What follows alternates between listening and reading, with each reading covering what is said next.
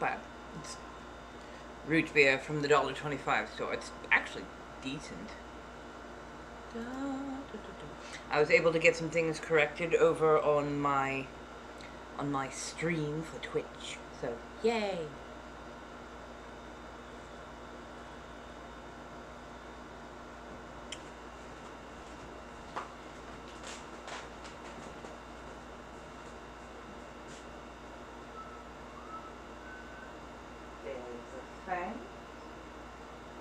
There's the glue.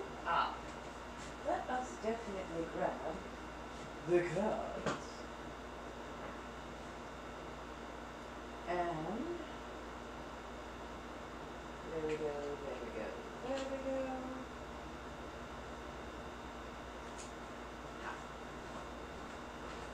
go.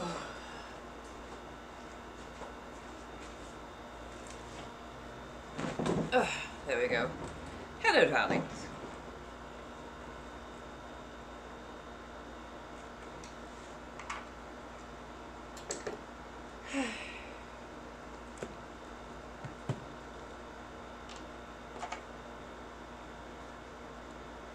How are we doing today?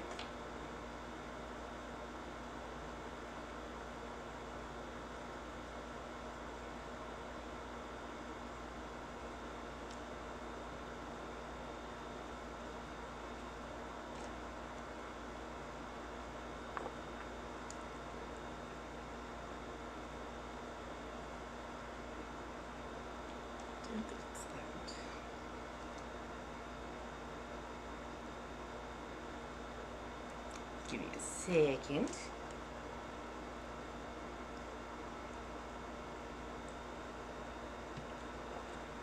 So, what shall we talk about today? Besides it being blindingly hot.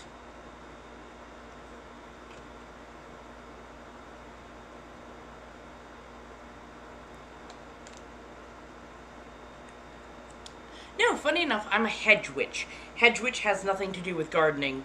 Hedge witch means you practice on your own. I don't belong to a coven because my particular power flow and style is very, very particular. And I don't want anybody getting slapped with that. Nor do I want anybody trying to take that because that's just a bad time. Hi, Bee.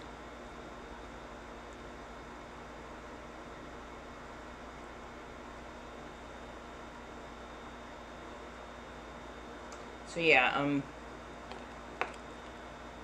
I do not belong to a coven, mostly because I don't think most people could handle the kind of chaotic power that tends to run through. So yeah, it's just a fail-safe. In other words, if it hits somebody, it's going to hit me rather than hit a group.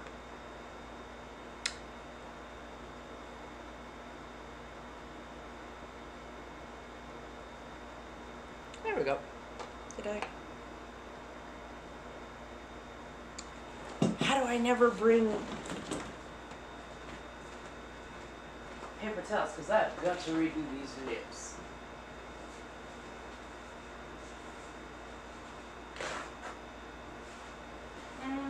Let's bring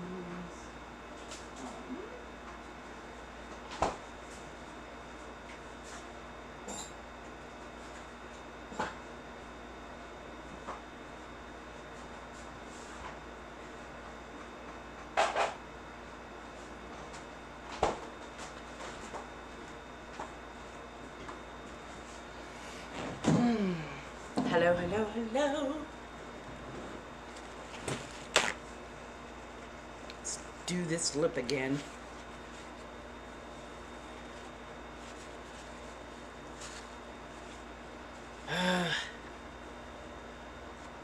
Hello, darling. How do you do, Rooster? If I have some men in the audience, or males in the audience, more rightly, do y'all just not talk? This is the one thing. This is like the one thing that's driving me a little bit up a wall on some of my, like, fan sites. Because I know over on the fan site it is more male heavy. But, like, it's so quiet.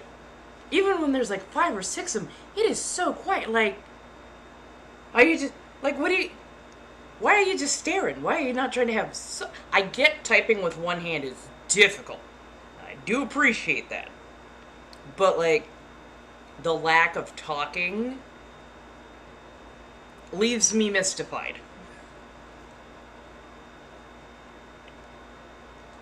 And I don't care how intimidating you think I am.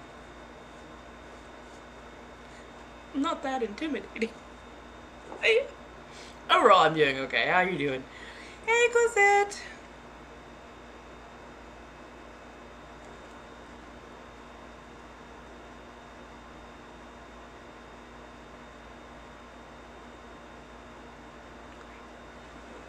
Sorry, I had to make sure it was you. I suddenly didn't see all the emblems I usually see. I'm like...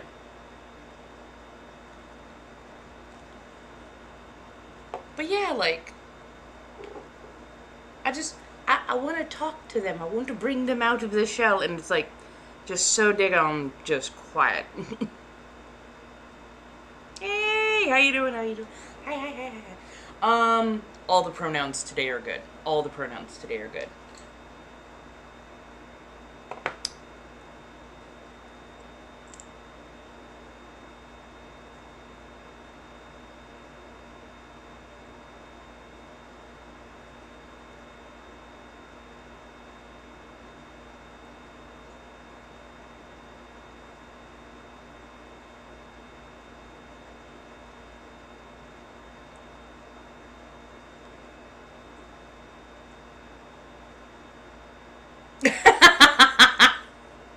You know, you're not wrong.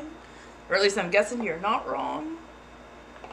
Still, I find it so odd because I do better when there is interaction. Even when it comes to spicy stuff, I do better when there's interaction because it gives me something like follow and like bounce off of. And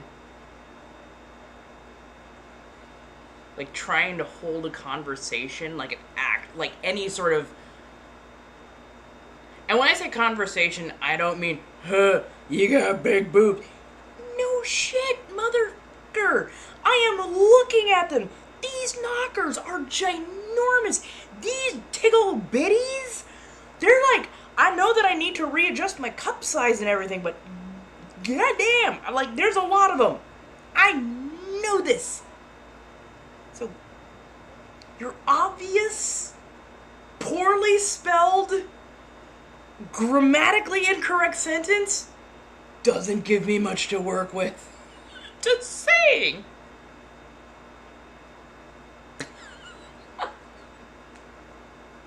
I'm sorry.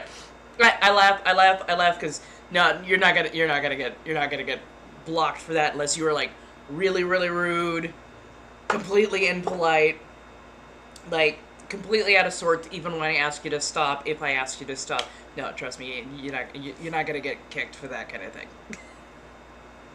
And this is an 18 and over live cast, so, of course, as always, my penguins, my viewers, my followers, I'm doing a multi stream.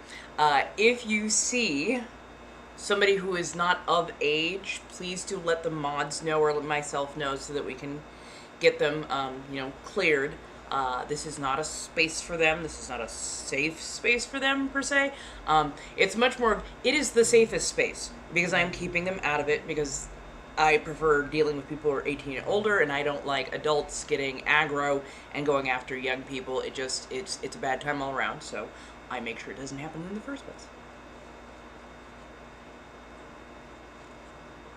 Right? Because I'm like, some of these are just such easy grammatical fixes. Like, spell check would catch it in a heartbeat. Like, it would give you the little squiggly red line to let you know, hey, by the way, your grammar sucks right there. Like, I am not expecting Shakespeare. By any means. I am not expecting Shakespeare. But, like, goddamn, dude. Rub 2 brain cells together and go, hi, you're hot. Please have some money. I'd love to see more of your legs. More of your backside. More of your, Like, I don't mind the ask. I mind the quiet until they start demanding. Like, dead ass quiet. We're just looking at each other. I'm trying to have like a one-sided Hey, how you doing today? How can we help you out? What kind of fantasy are we looking for? What kind of story should we tell? It's like anything for any sort of like just a 2-second response. And they're like, show me your... You want to see any of this goodness? I'd like to see some of this goodness. Like... I'm just saying. Ugh.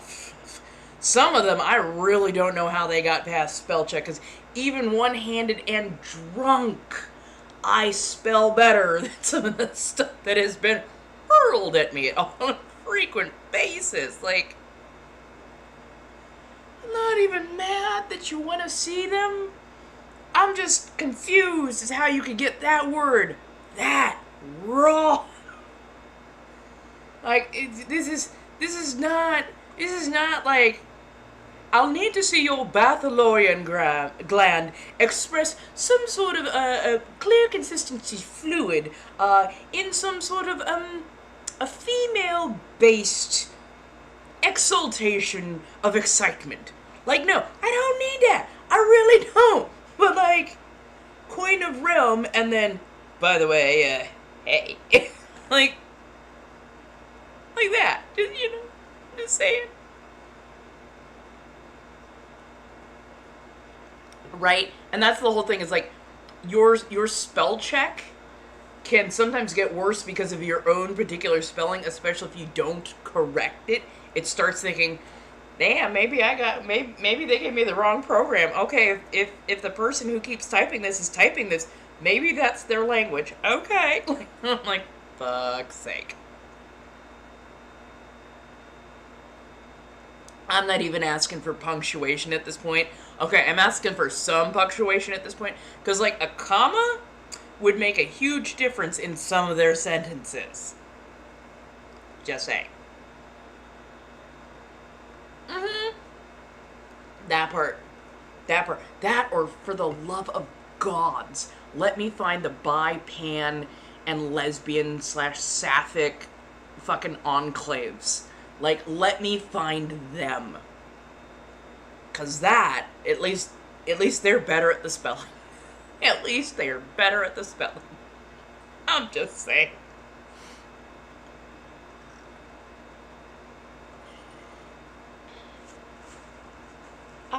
Just say, and they tend to see a pretty femme-presenting person and go, hello, hi, do you? Yes, thank you. Where shall we begin? I'm just saying. Like, there isn't a loneliness epidemic, there's an effort less, or less effort. Less effort? Really? Less effort epidemic. Yeah.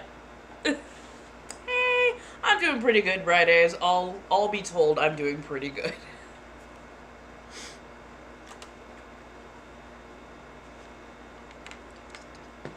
Redoing a little bit of my makeup.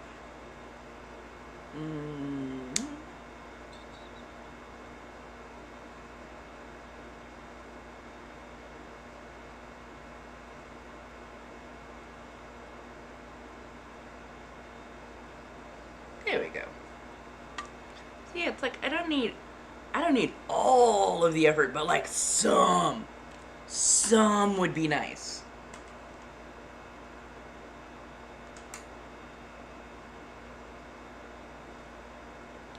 What didn't I spell check? Because I know that I'm bad. Like, I use spell check for a very particular reason, and it's mostly to like make sure that I make sense in a sentence, but like sometimes I know even my spell check is like 1 or 2 words will be off versus literally every single word misspelled. And some of them, like, I can't even say that this is an English as a second language kind of problem because it is so bad. I'm like, I think you just threw some like words in a bag and then ran out of letters and ways to spell it, so they use whatever is left over in Scrabble, and then you just like threw it at the table and just let it where it lays, and just, yeah, such freaking word salad. I'm sitting there going, I look like Mr. Magoo, okay? I look like Velma when she's lost her glasses. Like, the hell kind of sentence is that? What are they asking for? Show me your tibbies, tiggies. The fuck? Like,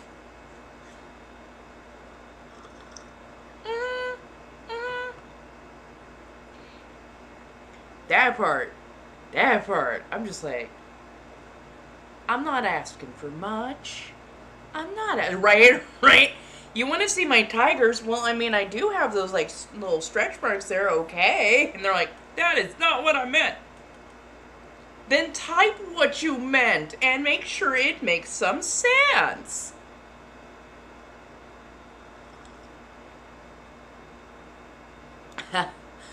So you're not familiar with being a witch. Don't worry, there's a lot of kinds. There's a lot of types. I happen to be a what they call a hedge witch. I practice on my own versus in a coven. And I happen to practice a bit of chaos. Chaos just uses intuition instead of like direct, oh, I've written down these notes and I'm following a recipe kind of thing. Candle, I do tend to work with a bit of fire. A little bit of candle magic and whatnot. And I happen to just, I absolutely adore it, and that works quite well for me. And then the leaves are actually garden magic, like regular garden. I have a garden. I like to grow things in it. It helps to be part of my craft, so yeah. I have a few friends who I will occasionally practice with. I had a couple of people who tried to start a coven with me, and both of them were like baby witches, but baby witches that thought they knew shit and could do shit. And if you've ever seen a bonfire next to a birthday candle, you know which one is actually producing the heat. You know which one is actually gonna do the do. And if I had joined up with them, they might have accidentally been blasted out of the water because they were birthday candles. Oh, don't worry. So, thank you so much for the likes, the loves, the shares, the subscriptions. Thank you for everything. Y'all have been absolutely fantastic. I really do appreciate it. If you wish for, these are $5 per card. You just go up to the links in Lio. Like the first 4 of them technically are all payment methods, and just feel free to have at. Ooh, coffee. Well, I'm having a little bit of root beer at the moment. And then I might have a little bit of coffee later. I made iced coffee ahead of time because I wanted to. Yeah, it's weird having to readjust my schedule because I'm like, I'm going to film, and then just my makeup proceeds to melt. But then I'm also wide awake in the middle of the night, and I'm like, why am I not doing, like, some of this filming in the middle of the night? Because no car is really out screeching up and down my damn street. Swear to God. Yeah, pretty much anybody can be a witch. Witch is not about, oh, the power that I hold. Witchcraft is much more a spiritual practice, a great way to center and focus yourself, a way to like really kind of introspect. And then yes, there's also the casting, but there's also a lot of like the reverence, the building altars, the community mindfulness. So yeah, like anybody can be a witch. I'd say walk into like a metaphysical store, see what kind of draws your attention, what you gravitate towards, like what naturally you want to like, oh wow, I really like the candles, or ooh, I really like the herbs, or ooh, these crystals over here are really calling me. So yeah, like gravitate towards the thing that grabs your interest, that you might not necessarily go, oh wow, that's a really nice candle. You're just, I want to be near the candles. You're probably a little bit more fire-based, a little bit more candle-based. So yeah, like, it's okay to like go in, and it's also okay to like try different things, read a bunch of like different books about different styles of craft. Be careful about trying to take on any craft that's part of a closed practice. You don't want to be disrespectful, especially to those particular deities, because those deities tend to be very, very protective of their people, and if you don't belong there, they will let you know. Right, I have candles too.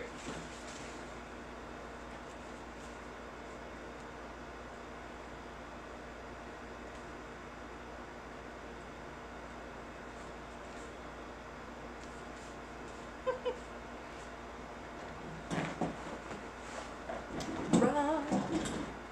Ooh, that reminds me, I need to check.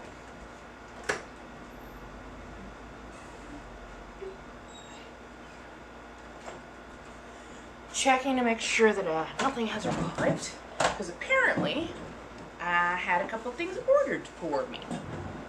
So I did a very, very, very, very tiny couple of dresses and new things ordered from Shein for myself, and then somebody ordered something off of my throne.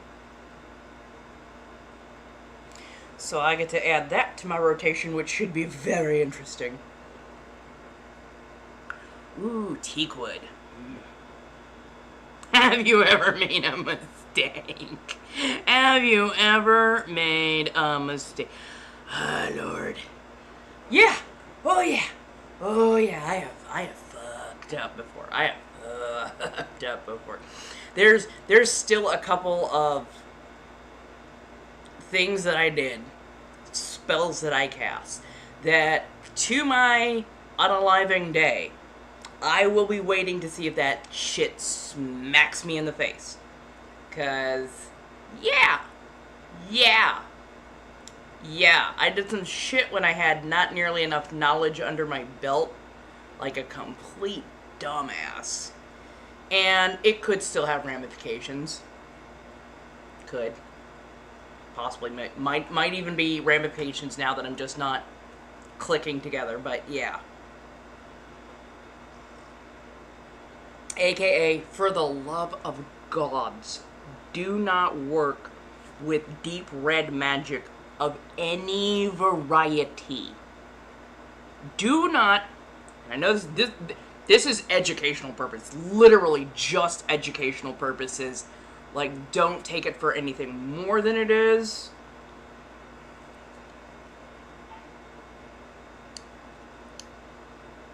To be blunt. But also, natural deep red that you lose usually once a month. That is sometimes used as an ingredient. That is also considered, because it does contain, that is also considered deep red magic. My dumbass did that.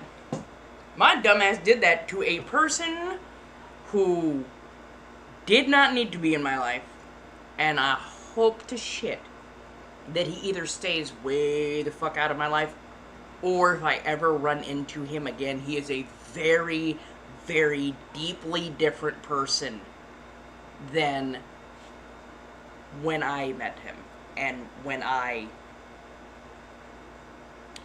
cast that, 'cause bad idea. Such a bad idea. Such a unholy bad idea.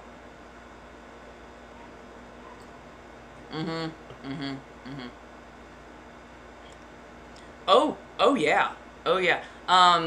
Italian, like the Streganona, or the witchy grandmothers. Yeah, the Streganona. I don't fuck with them. I don't fuck with them, man. That's a whole different level. That'll fuck your life up. And a lot of that shit is bloodline stuff. So, yeah. But yeah, like also hoodoo, voodoo, certain other practices, usually closed practices, will use that. Though it's rarely of the human variety, but there are a few that use of the human variety. And my dumbass, when I was a much younger witch, bad idea. Terrible idea. And it turned out that this person was just really not good for me. So, like, if that spell actually ended up didn't fucking take, then my guardian ancestry is honestly looking out for my ass, because... Yeah, no. Like, he was the kind of... So I dated a... Well, date is a strong word. I saw a bouncer for a while. And, he was fun. He was fun. A+ on the first go-around. Like, super good on that first go-around. That was fan-fucking-tastic. And he went from an A+ to a C- to an F. In literally that short an order. Just, wow. Just thumbing it in there, right? Just like shooting pool with rope. Like, what the fuck, my dude? Yeah, you know, shit happens.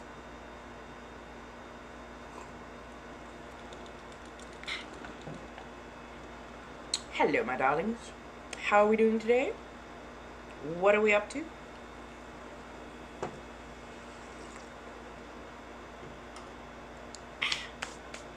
But yeah, like, be ever so careful. Anytime that you use something that was once living, animal or person-wise, just be really careful. Very tired, just got home from work? Aw. Well, I am glad that you are home from work safely. As the Lord knows, the days have been long and hard. I will be, like, blunt and honest about that kind of shit. There is no reason to hold back. I have had so much incredibly bad SEGGS in my life that I'm just like, I'm not gonna lie about it. Whose reputation am I saving by lying about how bad my counterpart was? Like, I put production value into shit. When you just show up, yeah, it's here. Huh? Do those hips move? Like, do you know how your hands work? Like, why are your lips flapping, but they ain't doing much? Like, what the fuck? Yeah.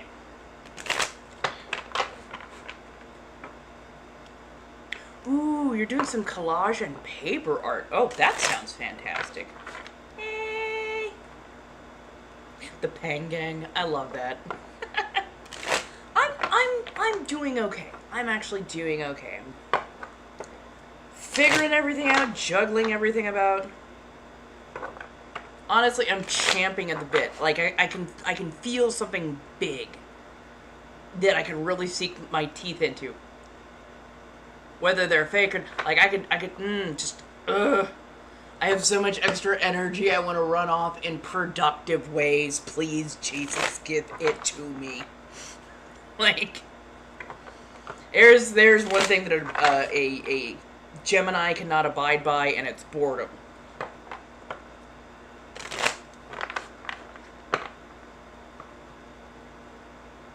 Oh, Solo Giovanni, and I believe this is shade number 1. And it's, oh wait, I have it here with me. Yeah, Solo Giovanni, shade number 1. It's like this beautiful deep purple. And then a little bit of NYX Modern Dreamer palette, a little bit of the silver. And then you add just a touch of a little gloss over the top, and you're good to go. Oh, those are my dentures. And then these are friendly plastic, aka thermoplastic. So I just basically just heat it up, shape it like over the denture, pop it off like a cap, and then glue it back on so you don't accidentally swallow the damn thing. Though fortunately, I think if I swallow, it's not the worst thing that could happen, but I don't want to try per se. Oh, thank you. So yeah, I did kind of a light grayish silver. Kept it mostly light. So my black and white stripes are, you know, very prominent, very there. But yeah. Yeah, Yeah, you can do it on regular teeth. It's so much easier on my dentures. But yes, you can do it on regular teeth. Just make sure you're not sensitive to like hot. And when you put it on, make sure you're working quick, and that it's not like, make sure your tooth is like dry.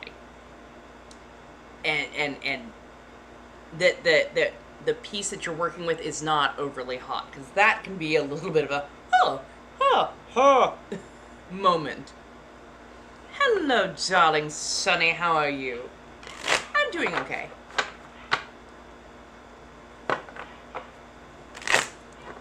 Trying to figure out men. I really am. And you're good today. I'm very she, her, they, them. It's super neutral, all up in the air. So yeah, it's okay. So like on the spicy sites, well, just I tried to figure them out in general. We're talking about witchcraft as well, but yeah, like on spicy sites, they're so quiet, even when there's a group of them. And it's not like I'm asking for like a full-length Shakespearean conversation, but like, give me something to work with, fellas. Something. Oh, this. Actually, ooh, it's a little bit dry right now, so I need to really re-moisturize it. Mostly Uncle Funky's Daughter is my particular brand of conditioner and moisturizer, and it really helps to revitalize the curls and keep it a lot healthier. So, yeah. Which I find, like, I understand that. I do understand that. But also, like, I don't know, I don't think even on those sites, I don't think I come off as the, ooh, I'm going to judge you. It's much more the, hello? Ah, we're having a conversation. Hi, how are you doing? Da-da-da-da. Like, I tend to be just an open book. Right? I'm having some decent fun. I'm feeling pretty good, and I feel like something is on the move, so I'm hoping something good is coming my way, and that's why I can feel it so strongly, so. But yeah. Also, it's like, I guess over on the spicy sites, I'm also trying to figure out if I would be able to attract the more sapphic crowd as well. Because I don't want anybody to feel left out. I want them all to know that they have an equal chance to create an experience. Hey, how you doing?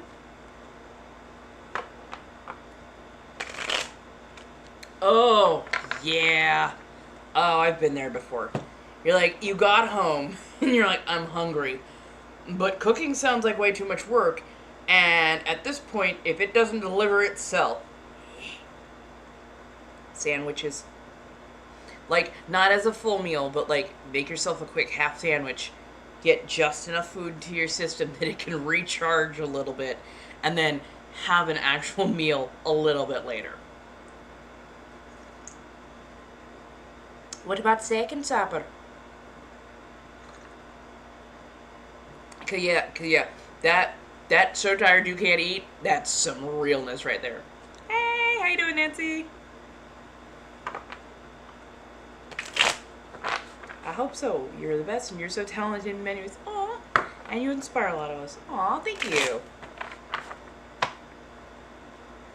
I know there are times that I think it's just me, because I'm so used to putting on the vanilla friendly-esque face, and like, part of me is just like, I know I sound like an unhinged gremlin. I got you email? Brr.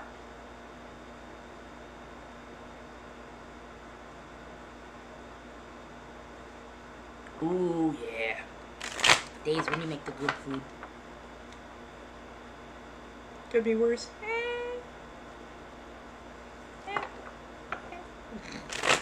Right. Yeah, you're right. I could be much worse about it. I'm still...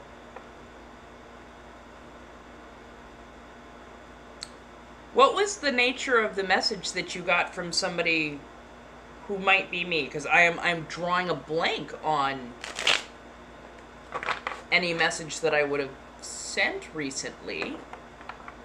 Nope, that is not me. That is not me. I don't ever read cards unless I am live, and I never slide into DMs about that. Never, ever, ever. Please send me the exact link so that I can get that handled. Because, yeah, I don't slide into DMs. When I say, hey, I'm going to do a reading, I always preface it with, I only do readings live, so make sure you show up and da-da-da-da, and we can go from there. That way you know you're getting read by me. So if you go up to the links in my bio, specifically here, if you go to the links in this bio, the first couple are payment methods, and you can go through there. It's $5 per card. But yeah, like, if somebody slides into your DM saying, hey, it's Sanguine, how about you give me some money and I'll read your cards for you right now? Hell to the fucking no. Laugh in their fucking face and report them. Because, nah, I don't ever do that. I'm too millennial for that shit. B, I like to make sure people know that they are getting their product and services that they are looking for. And C through F, like, I have very strong introversion at points, and sliding into people's emails and DMs, I don't know what it is, I'm repulsed by it, so, yeah, no.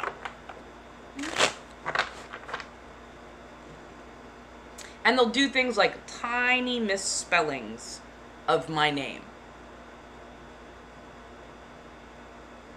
Or tiny misspellings of these links. That's why I'm always like, make sure you're on the right page with the right person.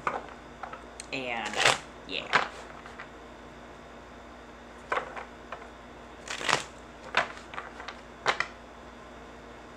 Yes, and I now have my calendar up on Twitch. That shows when I will be on. Which is Monday through Fridays, 5 to 8 Pacific Standard Time, so always there, always there. Hello, my darlings, how are we doing? Thank you for the liking, the loving, the sharing, the subscribing. I do appreciate it.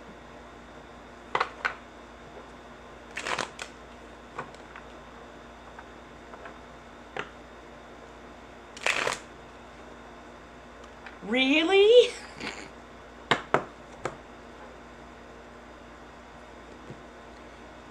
Right? That part. That part. Well, and, thank you so much. Do a one card pull for you.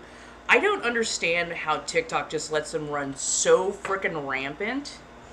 Like, they will, like, if I ask them to take down a scam page or whatever, they make me send in my full-ass government-ass ID.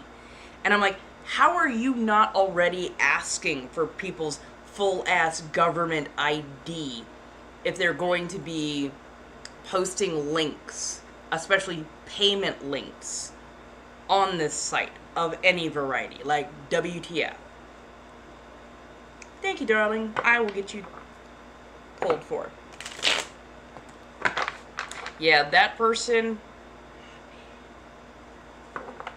look real careful at the name, too. Because, like, this is literally the only Sanguine Threads. The only other Sanguine Threads is the Sanguine Threads in a Bathory, which is, like, the backup. But, yeah. That part! There is no safety for the creators, and then the way they enforce rules is such shit. Absolute shit.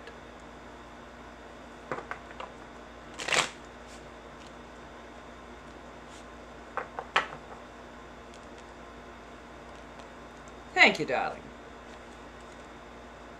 Apparently this card needed to be pulled even more. So it's the Four of Pentacles, aka Four of Coins.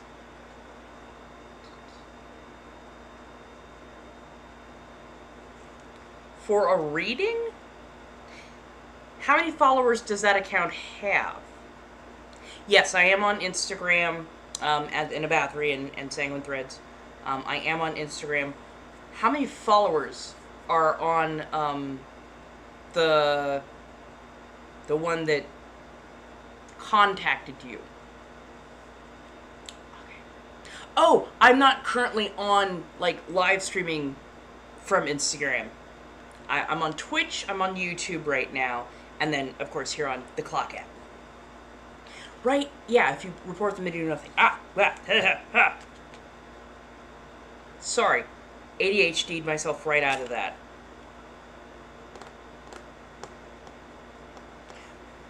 Four of Pentacles, right side up. A little bit of a time of lean, but you're starting to recoup your powers. And I do say powers because it doesn't feel like a financial thing. It feels much more like a spiritual, soulful thing. So,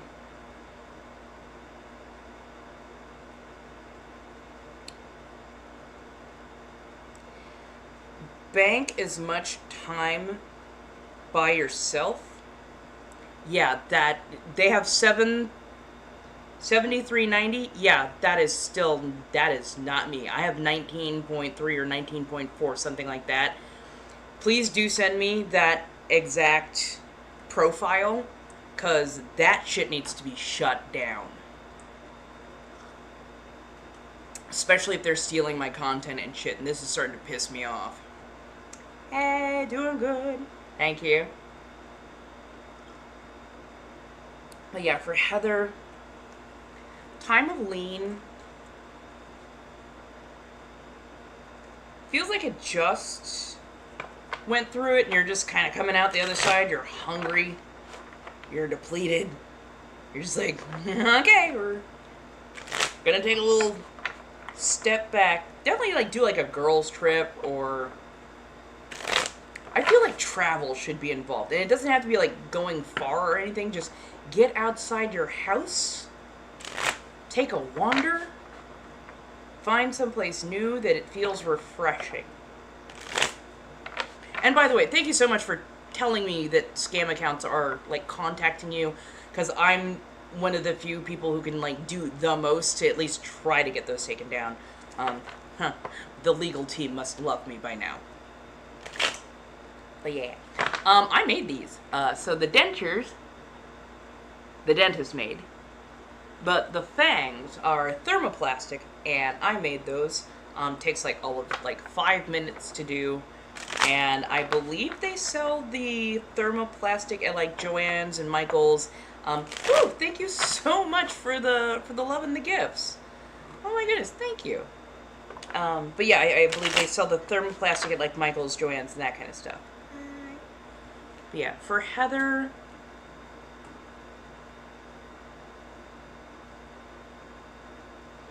feels like the time of lean is almost always there with you.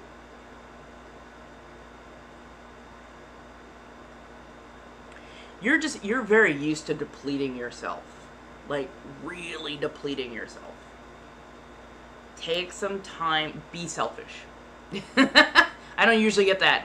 But be selfish. Like, take some time for you, because you can't help fill anybody else's cup if your pitcher is empty. So, yeah. Oh, thank you. Hey. So far, I'm having a decent day, yes.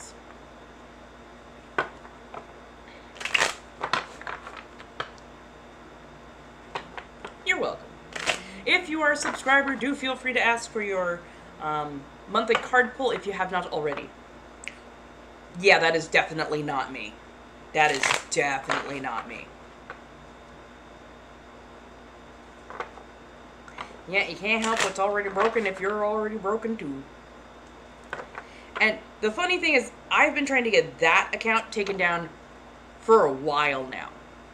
And TikTok just refuses to do anything about it, even though I keep giving them my whole ass, government license.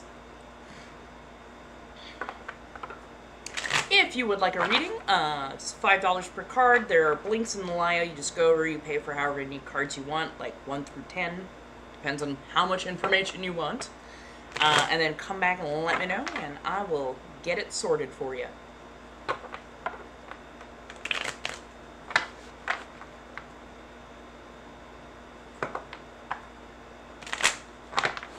Yes. Yes, you can. So yeah, I don't tend to put numbers at the end of stuff, and they're just like, number, letter, tiny thing. Yeah, I'm so glad. Please be ever so careful. Like, not even just for me, but like, anytime somebody you're like, oh my god, I follow this creator and they're messaging me, ooh, be ever so, like, careful. Careful, careful. Careful, careful, careful. Because, yeah, like, most creators will not ask for anything on this app. They will go, hey, if you want, go directly to my, Blink and Lio and get booked there, that kind of thing. But we don't slide into DMs. Like, and this is a pretty big practice amongst most of us who are on this platform, where we go, yeah, we don't slide into DMs because we know that's too easy for you to then get tricked by somebody else doing that. So, yeah. How you doing, darling? I'm hanging in there, as best I can. I'm hanging in there. I will be on 5 days a week, Monday through Fridays from 5 p.m. to 8 p.m. Pacific Standard Time. Doing a bit of multi-stream, so yeah!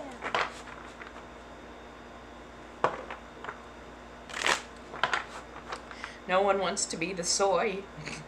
I mean, how are they going to keep up that level of aggression for any amount of time?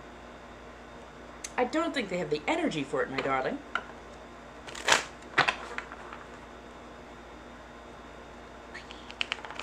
But yes, no, feel free to ask more questions, especially if you have any questions about, like, witchcraft or tarot card reading or anything of that. Be aggressive. Be aggressive.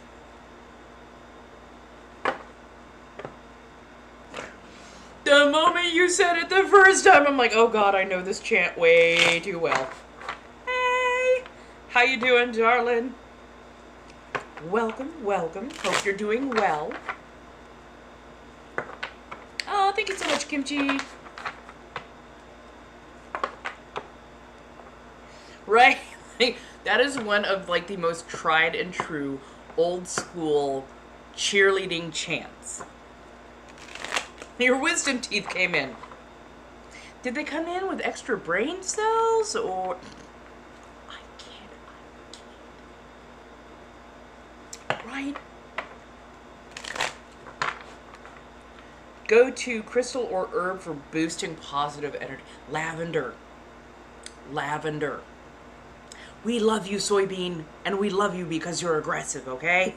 That's why we know nobody could match you.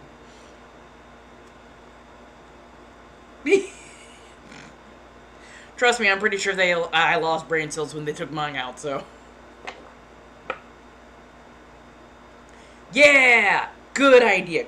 Yeah, if you ever notice that, oh, suddenly, I will at least try to, like, send a message or a wave or a hello, just so you know that it's me. Like going, hey, how you doing? Don't worry, it's not just rando. Like, I'll try something. Thank you! 50 miles. I'm amazed that you wouldn't be blocked up for, like, you'd either be cleaner than a whistle if you were, like, lactose intolerant, or you would be blocked up for the next week. That is a lot of cheese.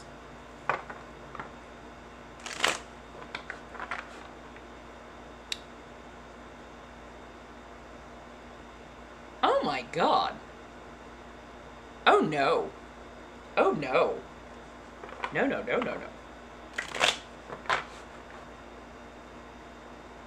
You lost the ranch bottle.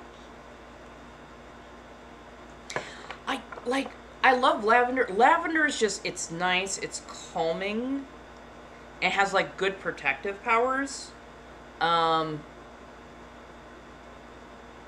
mean, roses also work. Mint does quite nicely.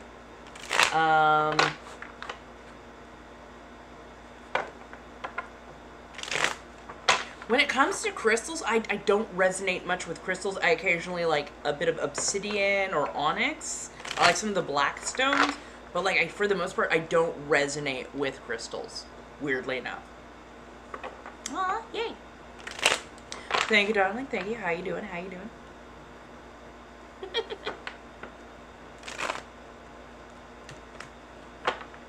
I mean, yeah, I can get behind that.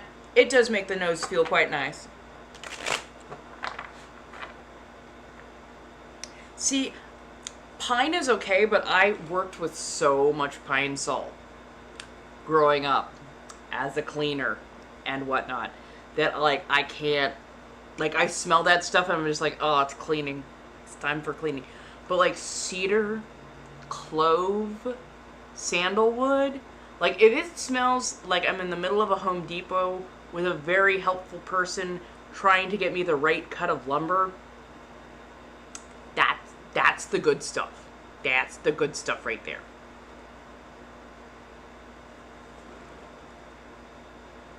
Oh, Christmas pine, yeah. Right? Right? If it smells like you're standing in the middle of a lumber yard, or, you know, like where you can just smell the sawdust and all the hardwoods, and it's like it's when all of the lumber is clean. None of it's like been that pressure treated stuff that has that chemically smell. You don't smell any of the, like, the black mold or the soot or the fungus or some stuff that sometimes infects the boards.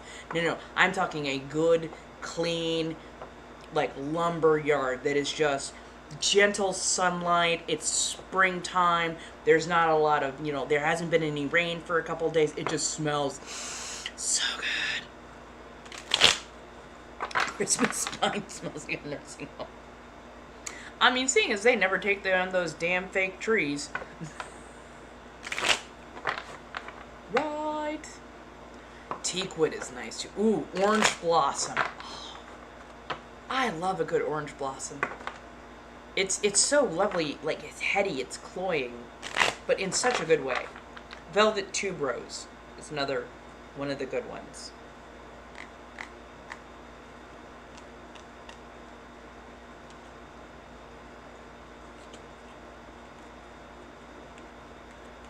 Nice. Hello.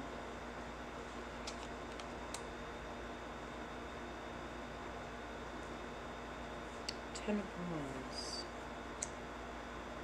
Queen of Swords.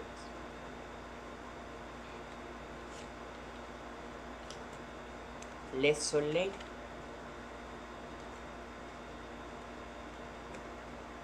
That was my nickname in high school. Orange Blossom. I don't know why I imagined that with aggression.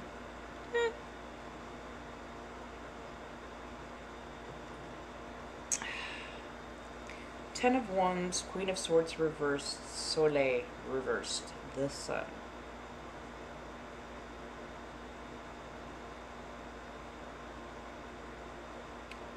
Loss of communication, feeling of overwhelm.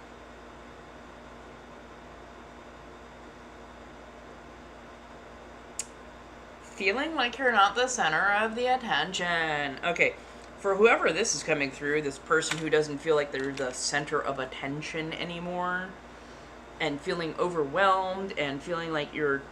I swear to God, it's not quite talking about me, but it's kind of talking about me. Yeah, that Queen of Swords is a loss of communication right there. Loss of decisive power. Just remember the sun has to set. Like, if the sun is always in the sky, it just burns everything around it. It becomes unbearable. That's why summers are so shit at times, because there's so much sun for so long that the earth doesn't have the proper way to cool down long enough, blah, blah, blah. Like, it's okay that you're not the center of attention. It's okay that you're not the center of attention. People need a gentle break every now and again. And instead of trying to, like, keep yourself in that center of attention, take that time to take some things off your plate.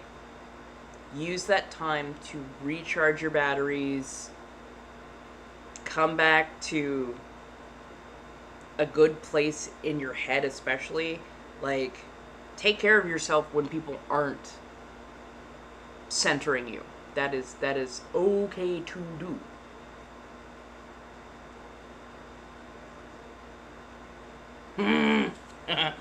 Yeah, that'll do. Being around people after you haven't been around people for a long time is utterly exhausting. And school has a high demand that not only you're around people and you're around them for a long period of time, you're also learning on top of that. So, yeah, it's a lot. It's a lot. It's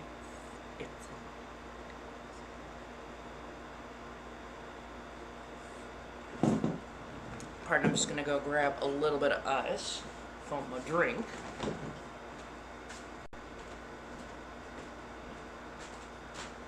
I may be bad, but I'm perfectly good. Sits in the air, and I don't care what the smell of it. Sticks and stones will break my bones, but children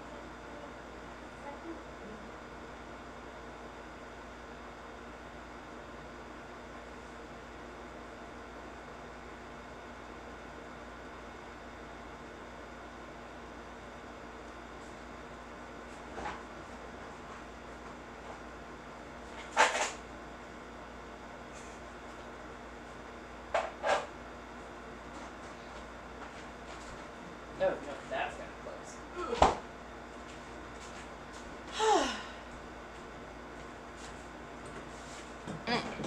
There we go.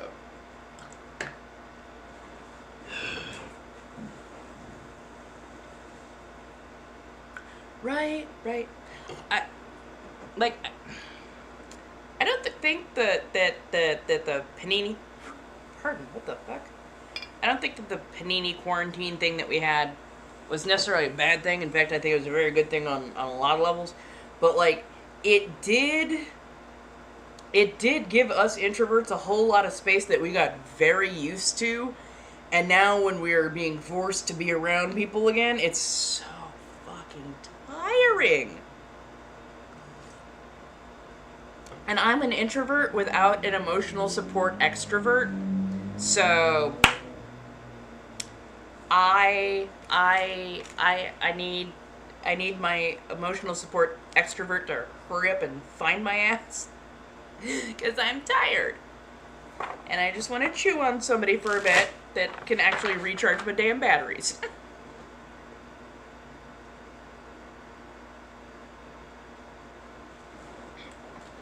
It's telling me something. It's telling me something. Hey girl, hey, how you doing?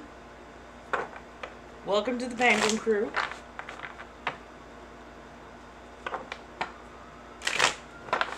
Hello to the men folk, to the women folk, to us non-binary types in between. Hello everybody, I hope you're doing well.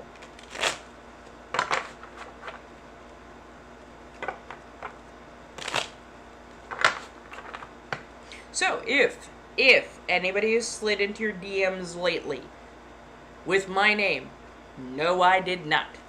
Please make sure you're being safe. If it is a Sanguine Threads with any sort of weirdness to the name, if it's not this one exactly, then please, for the love of goodness, be ever so careful. See you. Hey. Hi. Hi, Remy. So welcome to the Penguin Gang. Pangang for short, apparently. It's a community, it's low judgment. We tend to be a little bit bawdy, a whole lot of fun. We talk about everything and nothing. That's what a third space salon is a place to sit and talk. So yeah, have a good time. Feel free to ask questions as long as you are honestly tiny fruit fly. I swear to. Sorry. If yeah. If you have questions, just as long as they're civil, as long as they can get past the respectability filter that we have on, yeah, it should be fine. I'm on till 8 o'clock, so about another 2 hours roughly.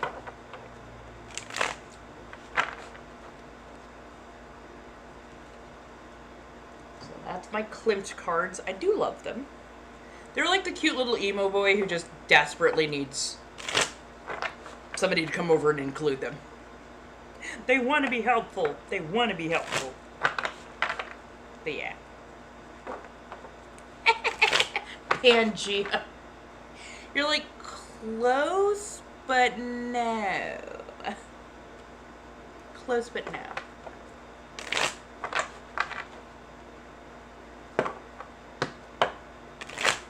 So I might be bad, but I'm perfectly good in the air. I like the smell of it.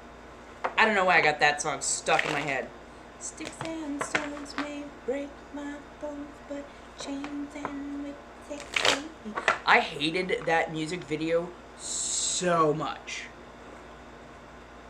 I don't know, at this point I'm just riffling my cards, aka, you know, this is known as a riffle. R-I-F-F-L-E.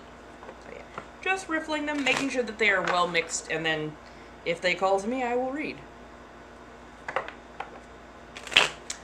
Oh my god, you're right! Oh my god, you're right. Cause yeah, I'm just like, this is not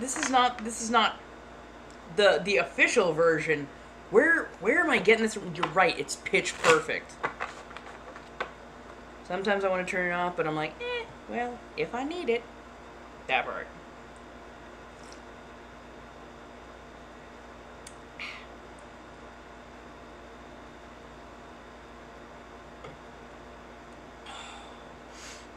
So I did an unsweetened acacia blossom tea and made it into ice.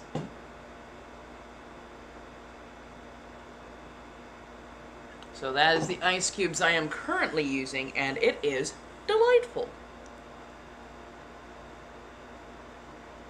It actually kind of helps boost the root beer just a touch. The nails. And I only messed them up a little bit, but yeah, like, even I'm impressed at this point by the frickin' length, so, yeah. It is. It gives the root beer a very, very mildly floral note. So it tamps down some of that artificialness and just gives it a little bit more in the like most gentle way.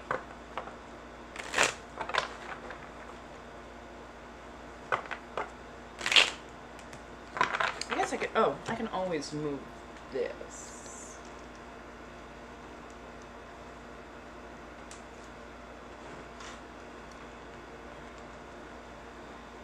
There we go. Oh yeah, definitely. H Mart is where I got the tea from. I will let you look here so you can see this. There we go.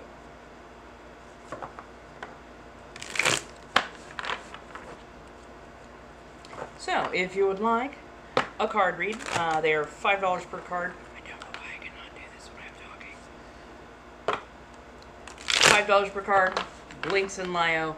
If you're over on Twitch, donation button should be working now. I think, got that working correctly. Because, yeah. And they take less than the clock app, so. But yeah. Also, if you are one of my subscribers, you will get a free card read each month, so feel free to ask. Not a problem.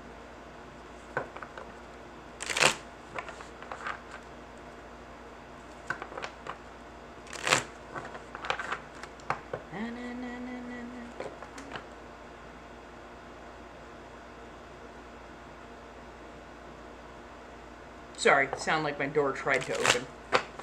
Though that would not have been possible because I have a metal screen door. But yeah.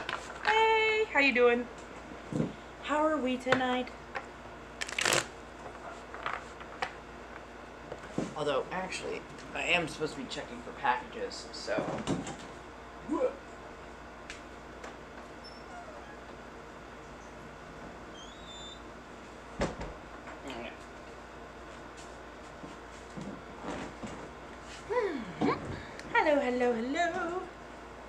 I'm doing pretty good. We're sitting, we're chitting, chilling and chatting. That's the word I meant to say. Sitting, chilling, and chatting. Reading cards, talking witchcraft, forlorning occasionally about this, that, and the third. So, yeah, you know. I don't know what these cards are.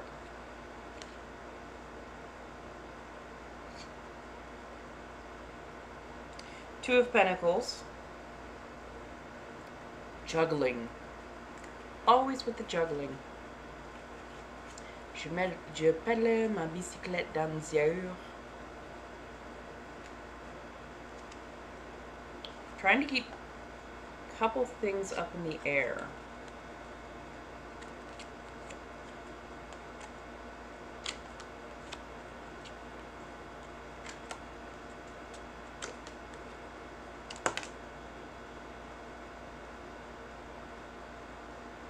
It's definitely a balancing act, and something's about to shift. What superpower would I have if I could have one? Reality ripping. I would limit it to like a sphere of influence. So say like 10 feet, maybe up to 100 feet or something like that with training. But yeah, like I would love to be able to do with reality as I please within a particular sphere. And yeah, I could do so much with that. Almost like being able to control a pocket dimension. Yeah, like a reality rip, that would be awesome. That would be a really, really cool power to have.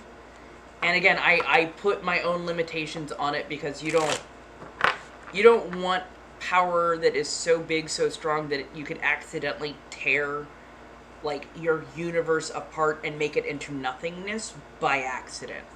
Like if you do something, it better be because you meant to do it, not just because you're having a bad day. I'm no Wanda Maximoff.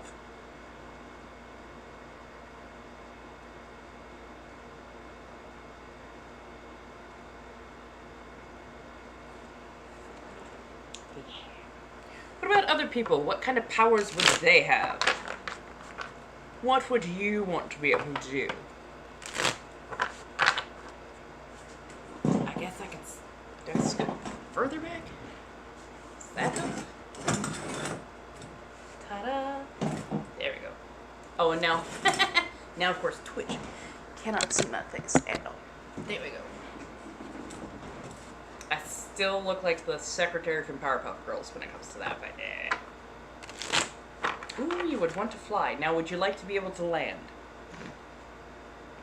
So people say, I want to fly. I'm like, fly like Superman or fly like Archangel? Because one of those, much easier to do. The other one, you better hope that you learn how to land very safely. Because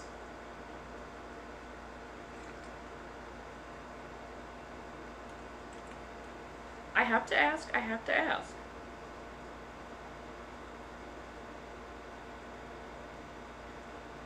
Aw, thank you. And it is perfectly okay for you to be Christian and in this space. Like, if I have a problem with Christianity, it's with the organized parts of religion, the hierarchy parts of it.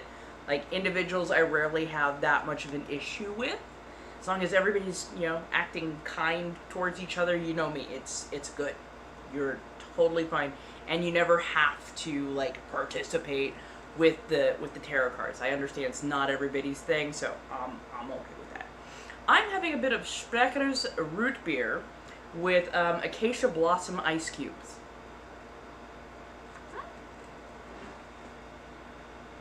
Ooh, convince anyone of anything, master negotiator. I love that. Ooh, understand any language, dead or alive.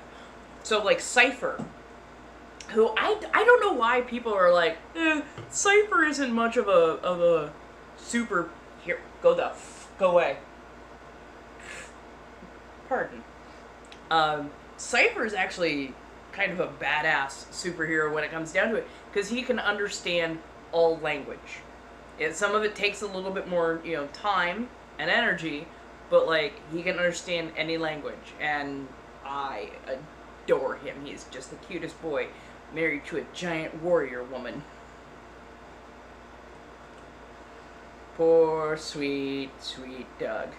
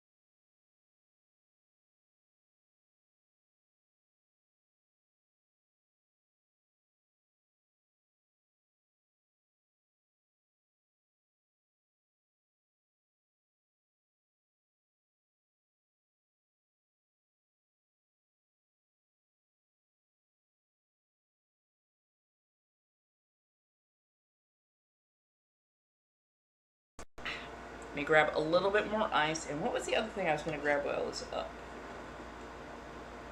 Ice and...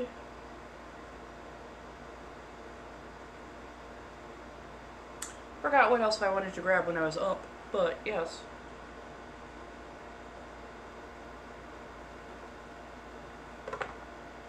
It takes it like 6 weeks to be on Hulu or Netflix. Ooh, about to go see Coraline in the theaters. Oh my god, yes. Coraline was fantastic. And in the theaters, like, you could see so much more of the Easter eggs, all the little fine details and stuff. Coraline was a masterpiece, like, honestly. Even if you don't like it as like a movie, you're like, it's not for me, it's not my demographic. The art that went into it, the overall effort that went into this stop motion animation film is so incredible. Just right. Trap was a good movie too.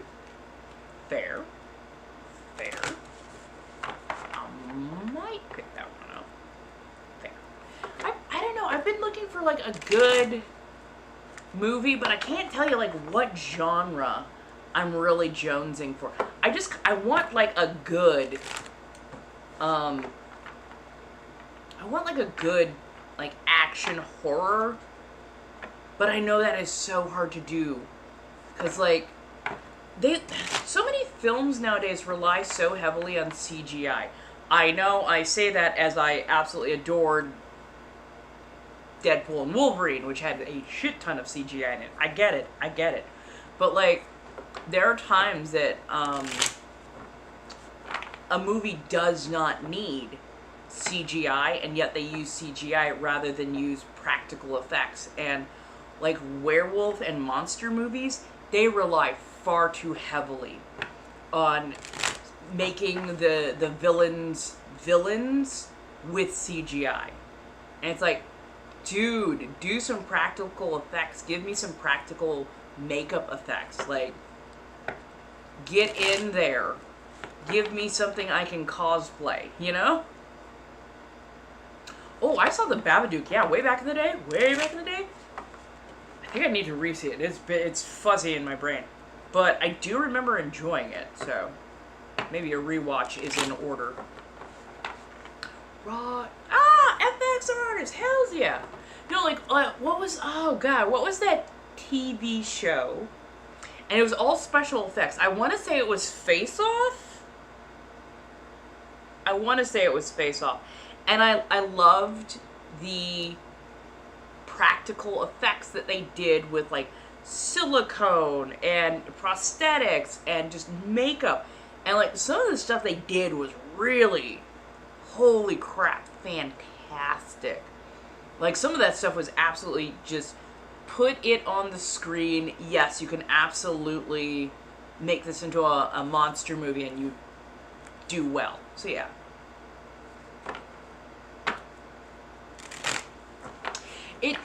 It definitely, I think because it didn't rely so heavily necessarily on just a monster, like there was some psychological parts to it, but also like they really knew how to kind of pick at the things that cause panic. And like it's not even like, oh yeah, no, this is, oh my goodness, jump scare. It's much more the way they would go about it built a lot of tension before they would, you know, do the scary thing. You're like, okay. Yeah, I got real nervous around dark corners. That's all I gotta say.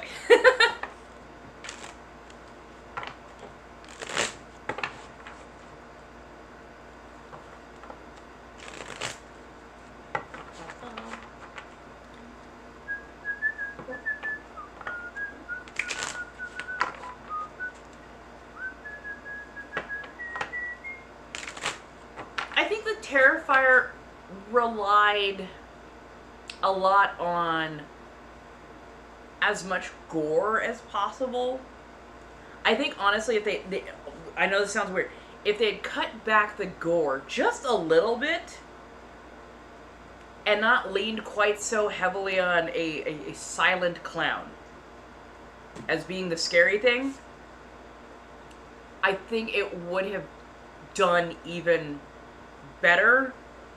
But I'm just like, it came out using even more power than It. And It, even Stephen King's It, had to build power over time. This felt much like it was too much of a given. Little too much of a given for me. So it became slightly more predictable. Which again, not a bad film. It's not a bad film.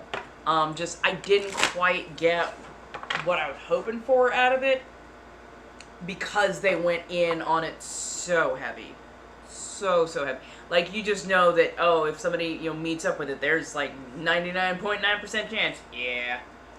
You're not making it out. Like my brain jumps to I think it was the cops in the convenience store.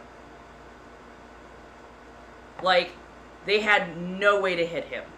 They had no way to actually damage him of any variety. And that was so clear in like 10 seconds. The whole thing about a scary villain in a movie is that they give you this false sense of, oh, I can win. And then they show you. No, you can't. No, you can't. No, you cannot. Like, the whole terror with Friday the 13th and Jason Voorhees was you thought you'd get a hit in. No, you didn't. No, you didn't. You thought you were able to, like, hit them in a spot that would mortally wound anybody else, but you're not dealing with something that is mortal overall. So yeah, you're just like, yeah, I got it, guys, and he sits right back up behind you, and you're like, oh, he's not down, is he? Oh shit! Like, yeah, you have to be a little bit scared. And for Terrifier, it was just like, damn, these dudes are just gonna get hammered into the ground. Just like, nah.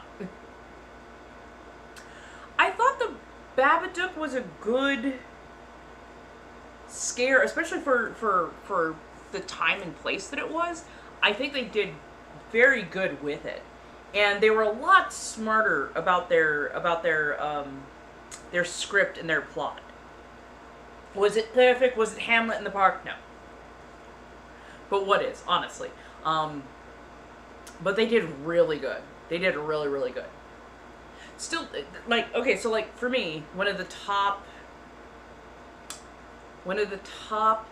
horror films of all time for me is Us by Jordan Peele. And it was good because it was so integrated, because there was so much back and forth, and because you couldn't quite tell who the actual bad guy was. Yes, the people in red who show up, you're like, oh, that's bad. That's bad.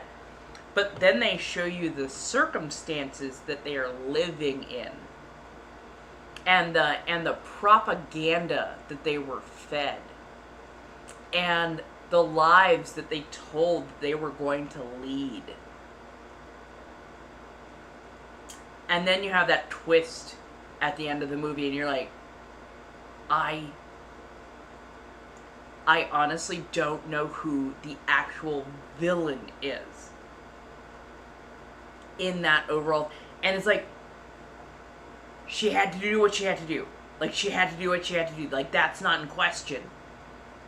But, like, when you're so used to having a hero and a villain, but the lines between hero and villain are super muddy, then you're like, shit, are they all villains? Are they maybe sort of heroes? Like, it leaves you with so many questions, and you're like, like, you have ethical questions afterwards. And that's fantastic. I love that kind of stuff. Yeah, Us was just so freaking crazy. It was definitely a one of those, damn. Because, like, the more you pick at it, the more you realize how much your lead female protagonist, person who leads the story, lead female protagonist,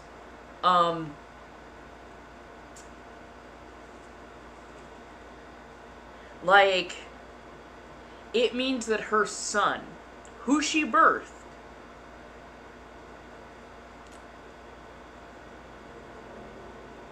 he's not exactly a product of strictly people who live above ground. He is the product between person who lives above ground and person who lives underground. And we've seen that both, while the people above ground don't know anything, they don't feel anything, they don't feel that tie, people below ground do. So, like, then you have to kind of go back and look at our protagonist and go, is that why she was so jumpy? Is that she could feel the people underground coming closer, especially her doppel. Or her person, however you want to look at that. So yeah, it's like, it's wild, because you're sitting there going, ethically, I do not know who was in the right. And on a psychological level, that's messed up. But also, now you're looking at a person who did what they thought they had to do because their life was torment. All of the underground people's life was torment. But, like, that means she just subjected somebody else to that horrifying existence. And you see how it changed them. So, like, the guttural voice that our protagonist has. I say protagonist, I mean protagonist from underneath. That is something that happens apparently when people don't talk for a very, very long time. And her character had one to talk to. Her character was the only talking person in the underground. So she literally, if she's been talking to anybody, she's been talking to herself. So yeah, that one just like blows my mind, but I love it.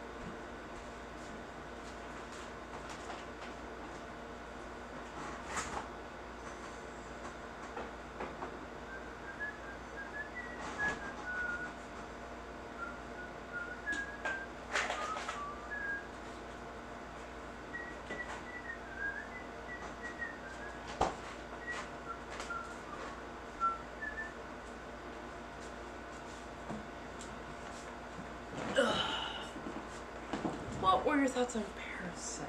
Oh, are we talking Parasite like the anime inspired Parasite, or are we talking Parasite oh, it got an award. Korean. Parasite like the anime and its adaptations into live action, I have found very interesting and kind of good, and like they deal with body horror in a very interesting way. So in that regard, I really did enjoy it. I hate to say it because like everybody gave it such great reviews.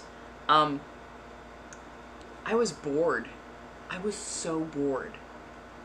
And like I don't know if I just didn't have the right context for certain stuff, or if I just didn't quite get it. If there was something that did not click with me, so I'm just like, I'm sitting there, and like it's not the worst thing ever. It wasn't the worst, but I couldn't quite get into it. And the only thing that I can figure is that those snotty ass people were so insufferable. I would not have put up with it.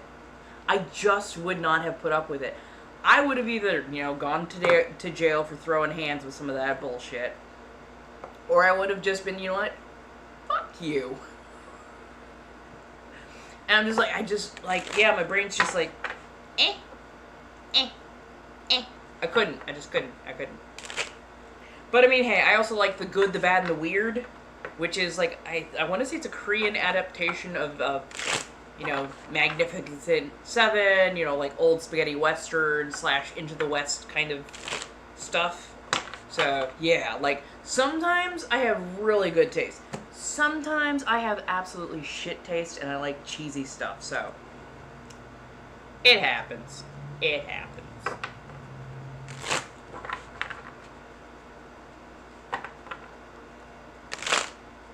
Thank you so much for the likes, the loves, the shares, the everything. Thank you. I do appreciate it.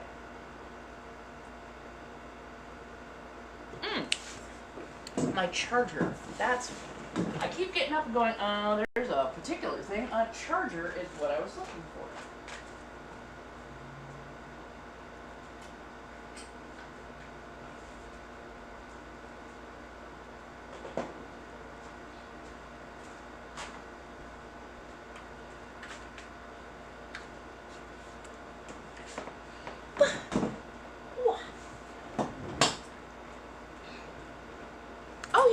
no worries, no worries.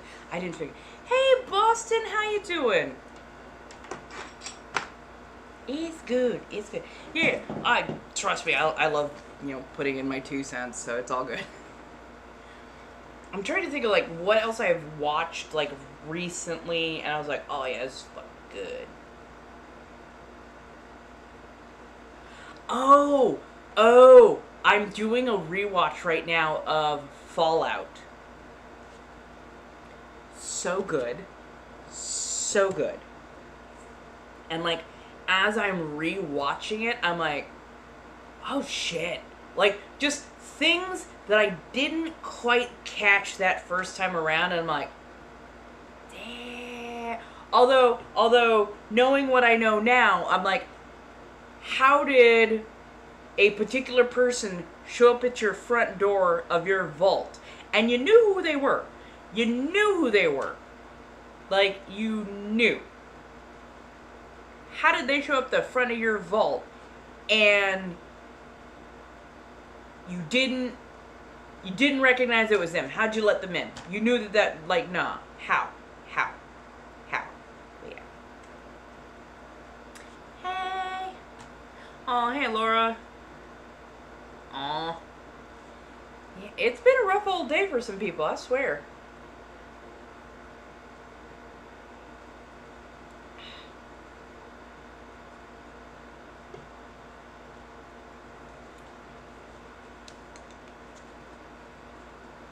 Do.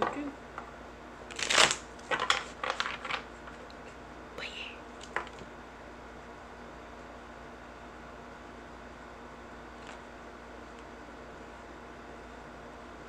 yeah. 5 of Wands. Oh, gearing up for a fight. An anticipation of readying for needed defensive action.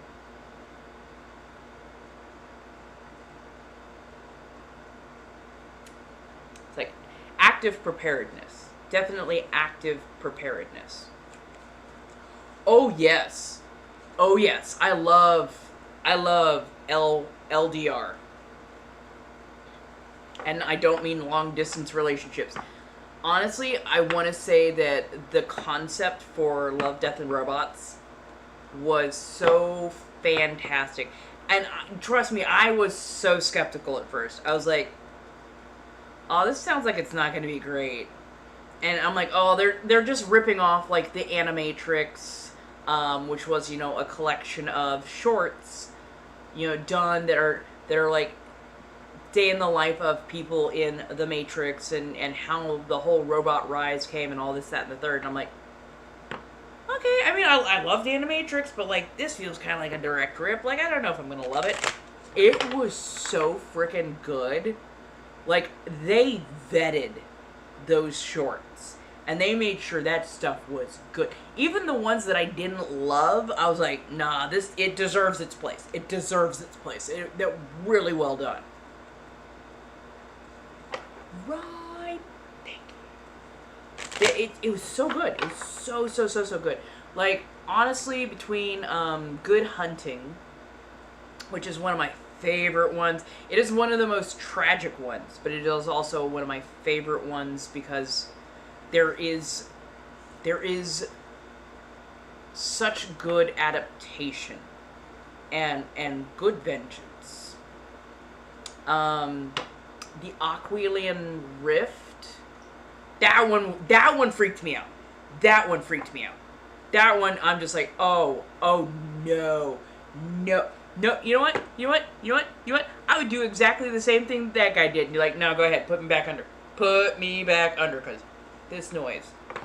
The Witness. Ooh, I did not know how they were going to get through that circular, but they did such a good... That looks like the most hellish Groundhog Day ever. They did so good with that one. My absolute favorite is Jabaro. Jabaro was so fucking good. Like, the fact that the whole thing is CGI. and it is probably some of the cleanest, nicest, best CGI that you have seen. And then they did like a almost like a rotoscope motion capture where they had dancers who were doing a lot of the fighting and movements that the conquistadors were doing. They had trained professional dancers. So that was those odd hyper extensions aren't just somebody going, oh, CGI, let's get, we can get extra flexy with it. No, that's a professional dancer who is actually able to hit those moves, and you're just like, damn. It's so good. I was wondering how they got those limbs to be so clean, to be so smooth. It's motion capture on actual, trained dancers. I'm like, so good. No, and that's the whole thing, is the camera is supposed to make you uncomfortable. The whole thing is supposed to give you a feeling of discomfort. Like, there are so many layers to that film, to that short. And, you can watch it again and again and again, and there's more social commentary that you'll come across. There's another idea that you'll have. And it was so incredibly done. Because it doesn't just speak about, the relationship between men and women, how society expects men to be these masculine conquerors who will take what is precious to us by any means necessary. It wasn't about just, the violation of her.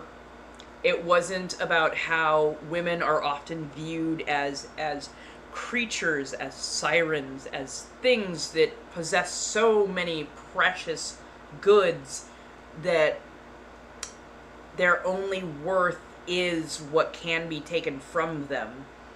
It wasn't just about how we overfish, overhunt, strip the resources from native cultures, from places like the Amazon, how conquerors come in and just wreak havoc. That even when the environment, when people, when those deities do something good, like restoring the hearing, or do something that is gentle, it is met with violence. There are so many levels to that frickin' short, and it is so well done.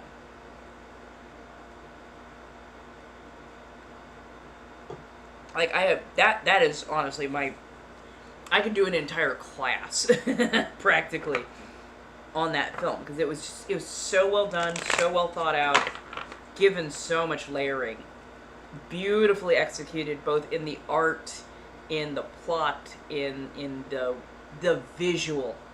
Just so many beautiful visuals that really made it pop. Absolutely adored it. But yeah, that's me. I do not know where these houseflies are coming from. Wait. Oh yeah.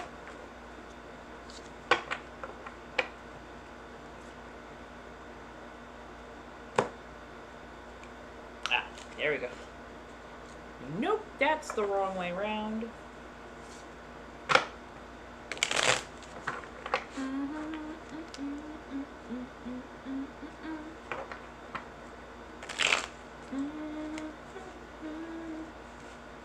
Wow, that's an everybody party. That was a fucking landslide. I don't know why. Just it is. Hello, my darlings. How are we doing? How goes, how goes, how goes?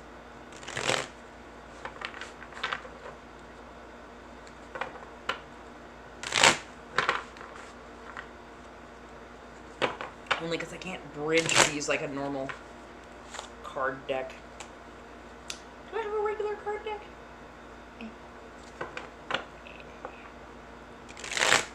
Let's see, today's Tuesday, right? No, Wednesday. Today's Wednesday, yeah? Feels like I've skipped a day somewhere. Okay. Day's Wednesday? Okay. I'm trying to think what to do for Thursday.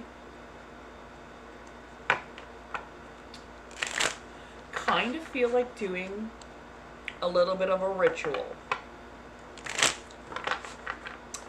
So this week I've been doing like a lot of paperwork. I got some errands run. I got some stuff taken care of, like for my car. Got things cleaned up, put in order. Got some technical stuff taken care of. Like it's just been so dry. It's not like, oh my god, you guys are gonna love what I've been. I'm like, I can't film any of this. It's all dry. It is all so dry. But yeah. No. So now that I'm able to do a multi-stream, I decided that, yeah, I will show up and do a multi-stream and that way I can do the whole week and not have to like constantly hop around from platform to platform to platform. So yeah.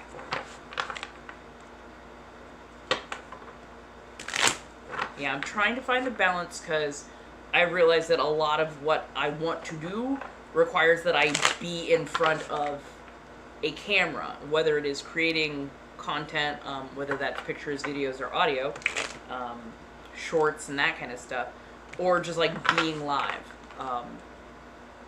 I tried going over to Big O, and I don't know, the vibe is just a little different over there. I'm still trying to figure out if that's like the space for me or not. Yeah. I always have trouble being loud enough, getting myself out there enough.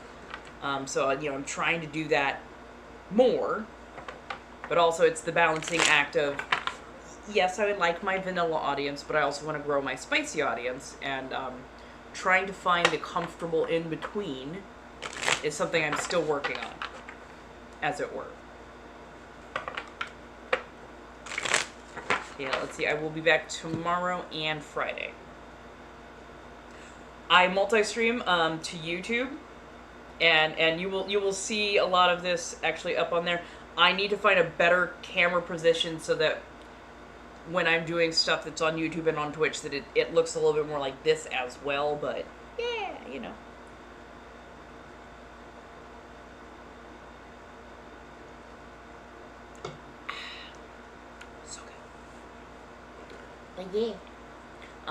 But yeah, like right now I'm in the process of growing the audience over on those other platforms as well, so that I can, have a much larger. Honestly, if I had one wish, is that if all of the bots just got removed from the places that are following me. Hey, how you doing, Joker? But yeah, like, if all the bots just got removed so I had nothing but a base core of actual people as an audience, I know that my numbers would be probably cut in half easily. But I would much rather build a good person-based community rather than, like, a bot farm. Like, oh my god, you've got 100,000. Yeah, but how many are actual people? I want actual people to show up. Big chillin', good. We've got King Joker over on Twitch. How do you do? Sorry, let me readjust ever so slightly. Now let's see, that's the door. So if I go this way, I'm more centered. There you go. Dude. There we go. But yes.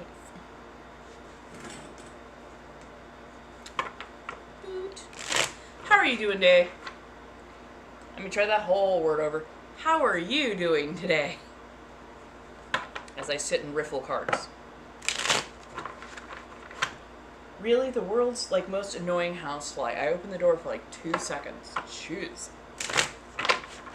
Yeah, I mean, yeah, and that's the thing. I know that's odd for some people, but like, I so want to be successful at spicy work, And not so that I can like, oh my goodness, I'm going to the AVNs.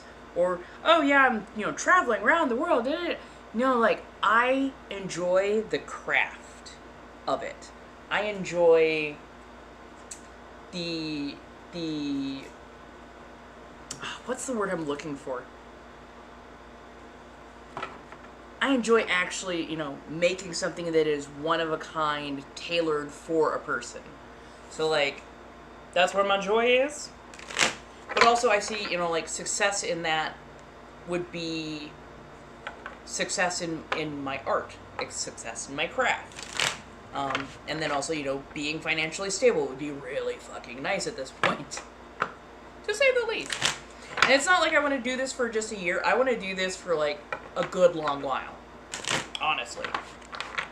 Because I think it's not just going to... It's not always going to be digital, but I think it's always going to lean towards the dominant side. So... I find it endlessly... I can do this. I find it endlessly interesting.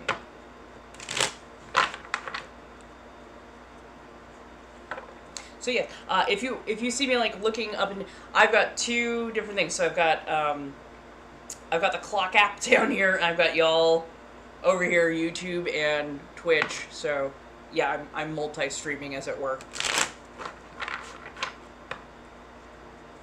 So if anybody has questions, that is also, it is okay to ask me about those. It is completely okay to ask me about those. Hello. How do you do? Sorry, just tiny letters sometimes.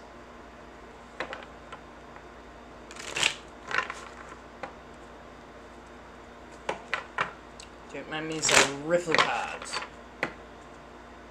Oh yeah. So, what shall we speak on? What shall we talk about? Welcome to the conversation. We are conversationalists. Let's roll.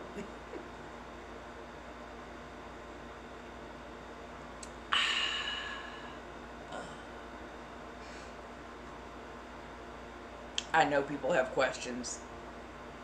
I am too odd for people not to have questions at this point.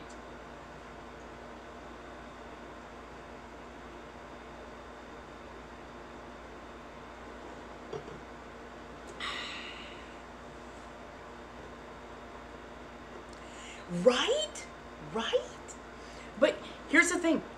Like, it hasn't even just been the clock app. It has been so quiet on so many places. And it's like, I don't know how to counter that, per se. I don't know why it's been so quiet. Hey, James. How you doing, darling?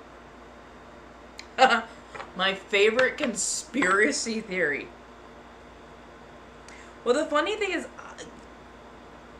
like, the conspiracy theories that I put any stock in... Oh my goodness! Thank you for the new follower. Thank you.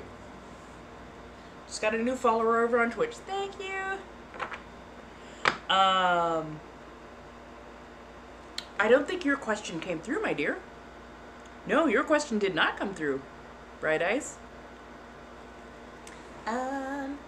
But yeah, no. The theories, the conspiracy theories that I put stock into tend to have, like, a basis in reality. Like, for a long while, I said that, oh yeah, aliens exist. With everything that's already going on in this universe, like, there's no way in chance that we don't have aliens of some variety. And yeah, like a couple of years later, what was it, like last year? They're like, oh yeah, by the way, aliens exist. I'm like, fucking called it. Had an existential nightmare for like 2 days, and then I went, wait, they haven't taken over. And they're not paying my rent. Oh shit, they don't matter. Okay, cool.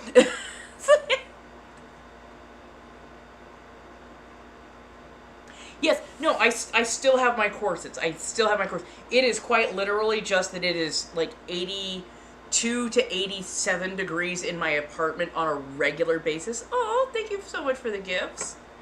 And when it's that hot, those wonderful corsets make me exponentially warmer. And then that raises my temperature into a danger level where I could pass out. So it is literally just my air conditioning sucks so hard I cannot be comfortable or safe in a corset. But once the weather cools down even just a touch, or I get a new place that has better air conditioning, I'm going back to the corsets. I am so going back to the corsets. Because trust me, I miss them. Some motherfucking mosquitoes. The fuck? Okay, now I've got to start checking on stuff. That's too much wildlife in my house.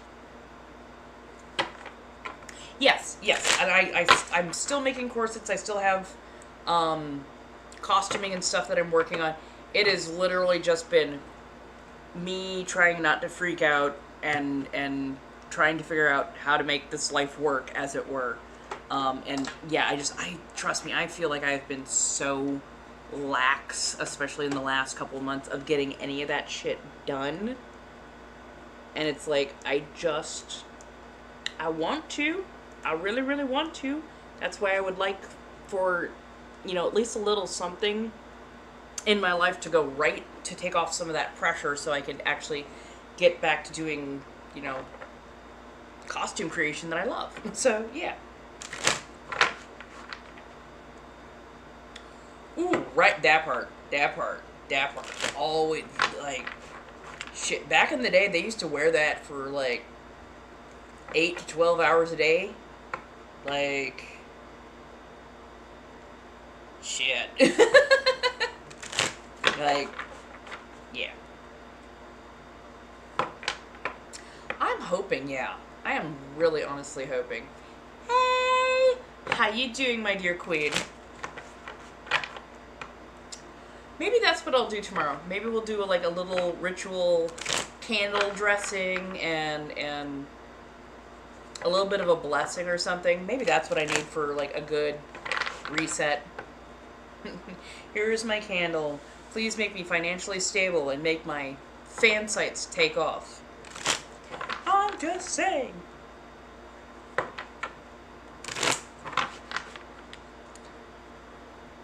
Yeah, no. Honestly, if I had about 100 subscribers per fan site that I am currently on, I would be financially comfortable. Or at least financially a lot less stress. But yeah. So Queen says that they're doing pretty good, still laughing about the bedazzled. Yeah, let's bedazzle that shit. That was funny. On a whole new level. That shit was funny. But yeah.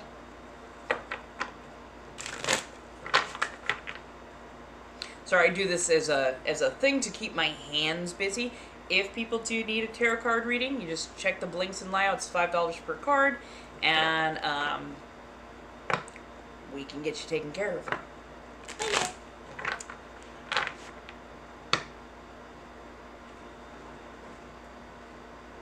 Actually, let's prep for that. Let us prep for that.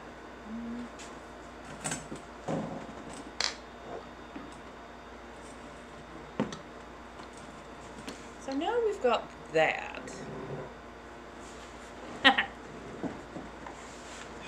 Oh yeah.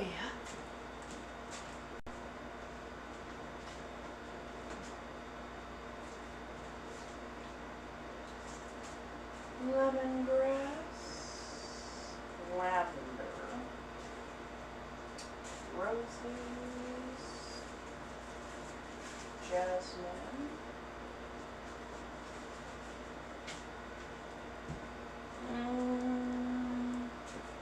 casrilla,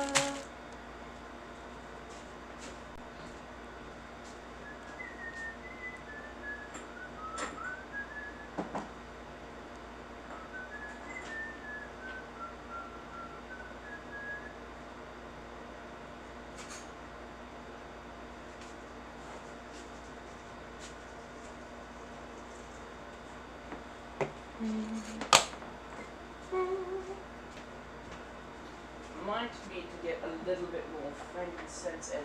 Ooh, nope. We don't need to use that. We do not need to use that.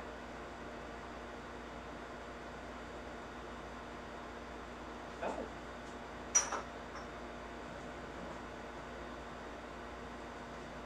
Don't mind me.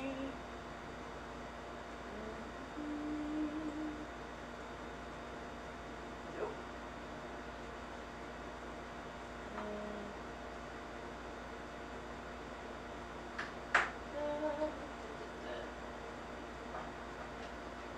Why do I have some gymnastics?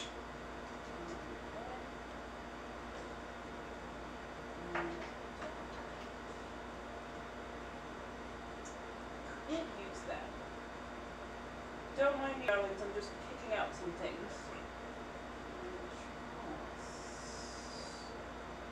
Where's my flaxseed?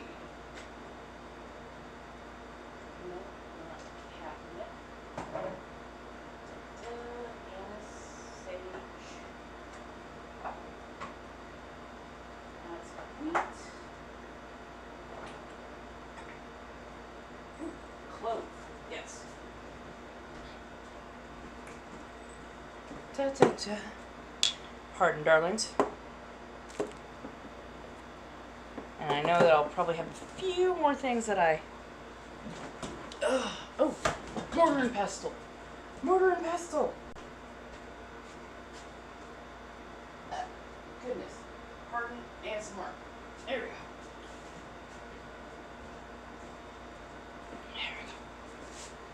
we go. There we go.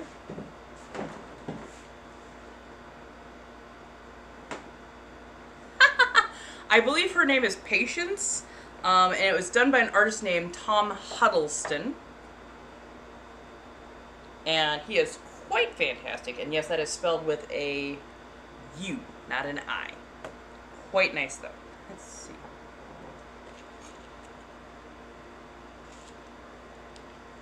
So I need frankincense and myrrh. Frankincense and myrrh keeps things where they need to be.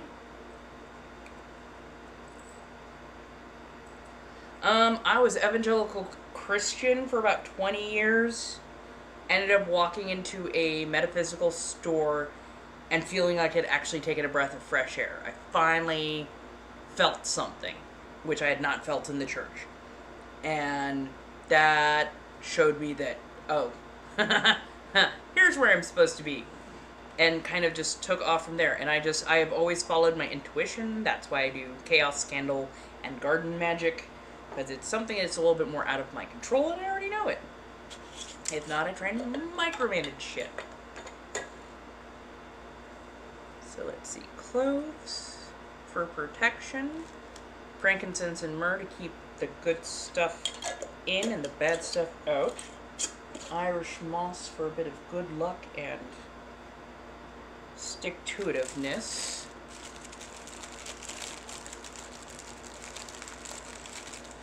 Yeah, heck yeah. Like, you don't have to be, like, constantly casting every day. Roses for the flowers that I would like to receive in a monetary fashion. But yeah, no, you can be a witch and not have to, like, cast every single day. It's not like that. Increase the follower count in an organic way.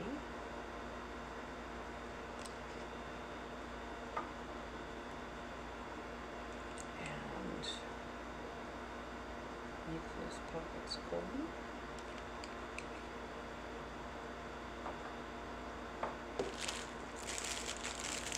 Heck yeah. Yeah, I mean, there's nothing wrong with you being spiritual. There's nothing wrong with you being witchy. Like, there is no one way to do it. Jasmine for a gentle draw. And to keep the boys where they belong. Why do I feel like I need to do a mint julep now? Hey, get them out. Dust them off. See how you enjoy them and see if you can reconnect with them. Sometimes you're meant to do certain things at certain times, and that's why you just keep shit around. But like, you know, if you're like, I'm trying not to hoard here, I understand. Casserilla.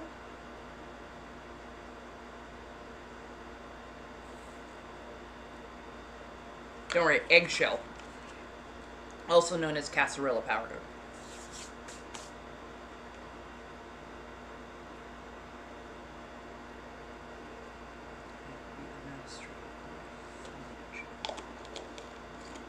Taken care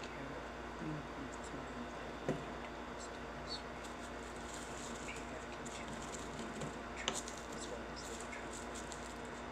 Don't mind me, I will mumble while I do this.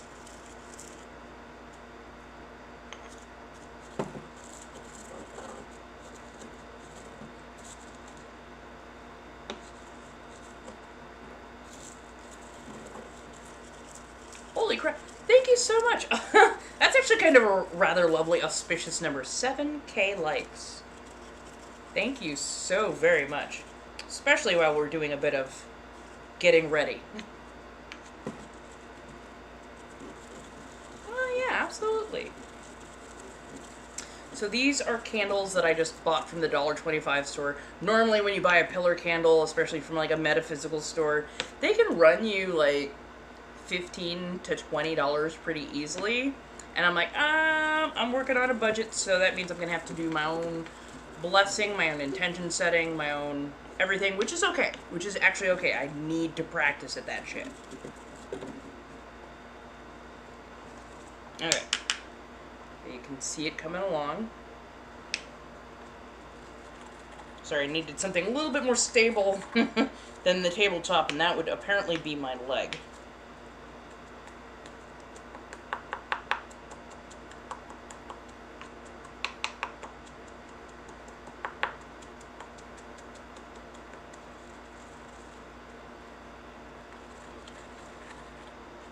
Hard to get the right handhold because I do have longer nails at the moment, but yeah.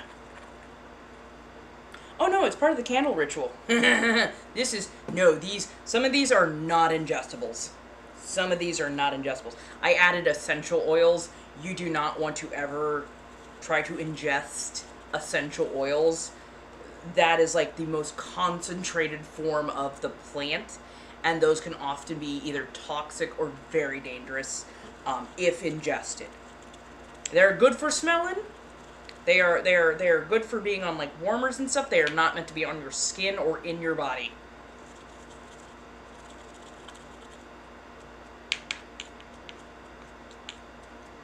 Like menthe essential oil, mint essential oil, that shit will give you what feels like a chemical burn. So yeah, be careful.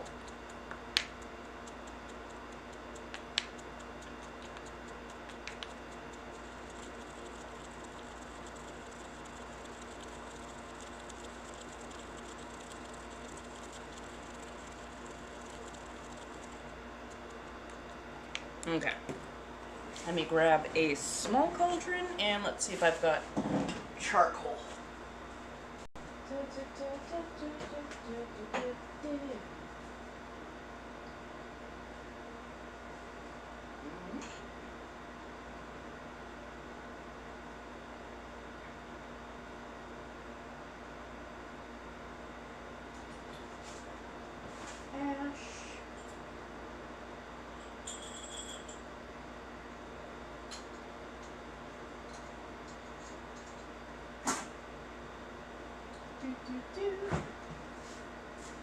Hi.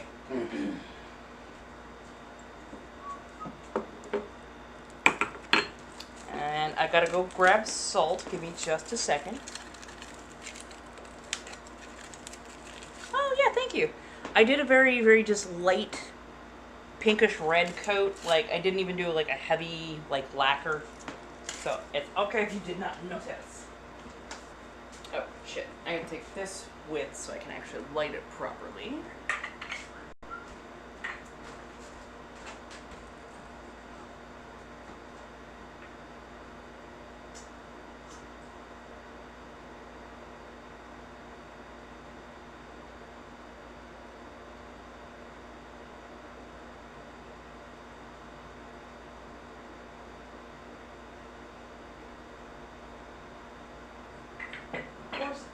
that is not a strong enough.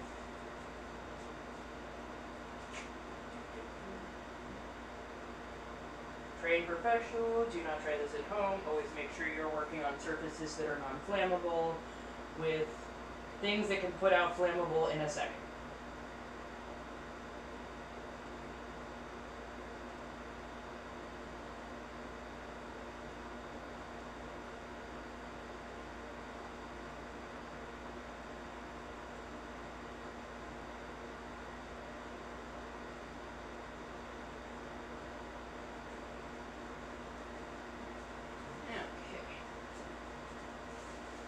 Grab a stick of Dragon's Blood.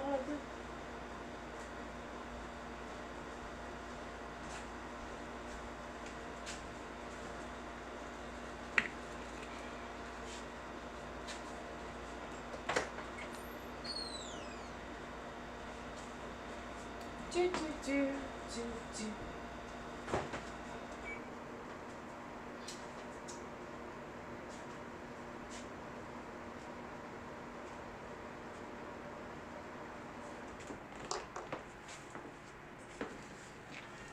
Hello, hello, hello, darlings.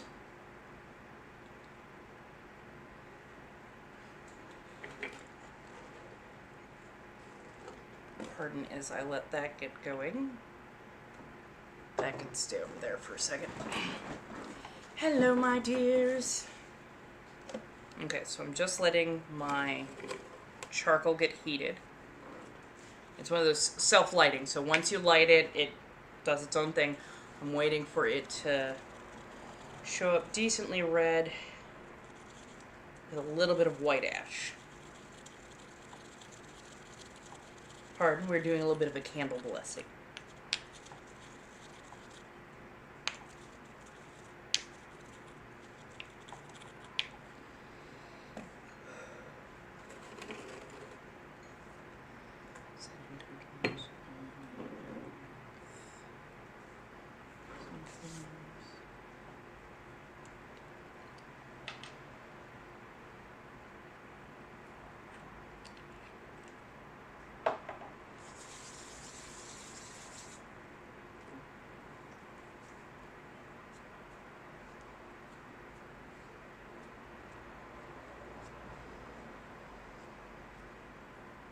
Yeah, I'll explain in just a moment, my dear.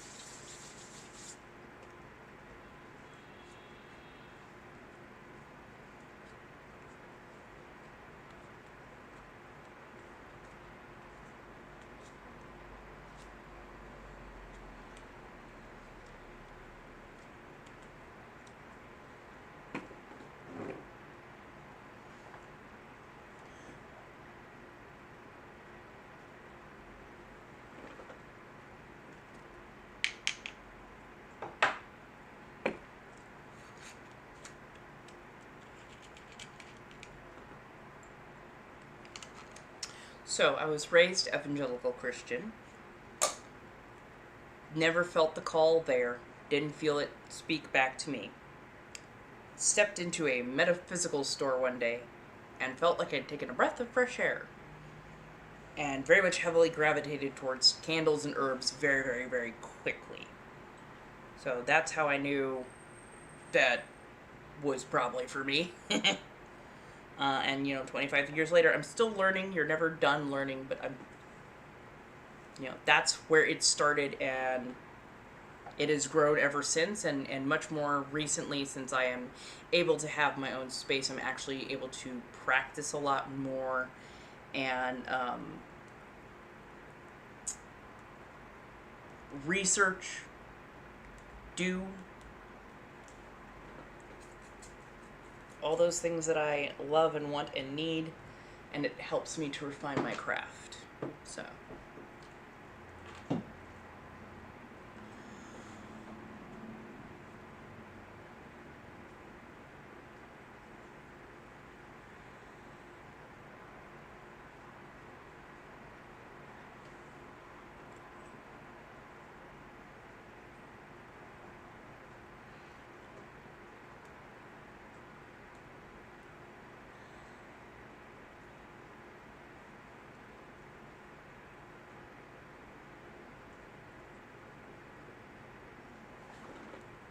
Yeah, now let them sit.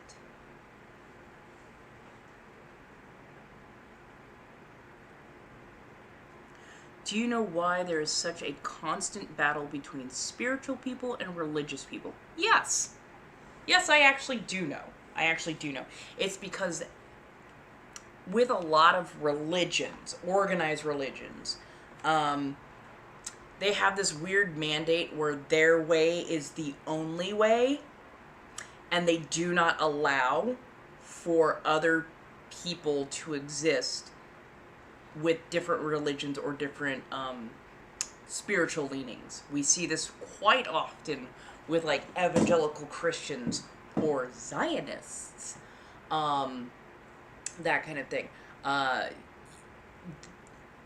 The problem with organized religion, and I'm very, very specific on this, the problem with the organized religious folks is that their way is the only way. Their salvation is the only salvation. Their God is the only God. Their way of doing things is the only way of doing things.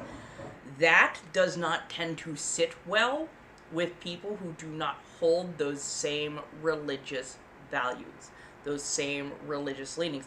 I mean, even within Christianity, there's something like 40,000 sects. S-E-C-T-S. So basically different groups. There are 40,000 of them. And all of them are like, no, how we do it is the only way. How we do it's the only correct way. So when it comes to that, they have been the oppressor. Organized religion, we know one in particular that I'm pointing at because that is the one I have the most knowledge of. But yeah, like, their absolutism is what causes that conflict. Because that absolutism, if it only applied to them, oh, I have rules that I'm supposed to follow, these are the rules that I plan on following, these rules are for me, we'd probably be fine. Unfortunately, they don't keep their fucking rules to themselves. They try to force it on other people. Literally using the law. They try to enforce their religious views via secular mandate.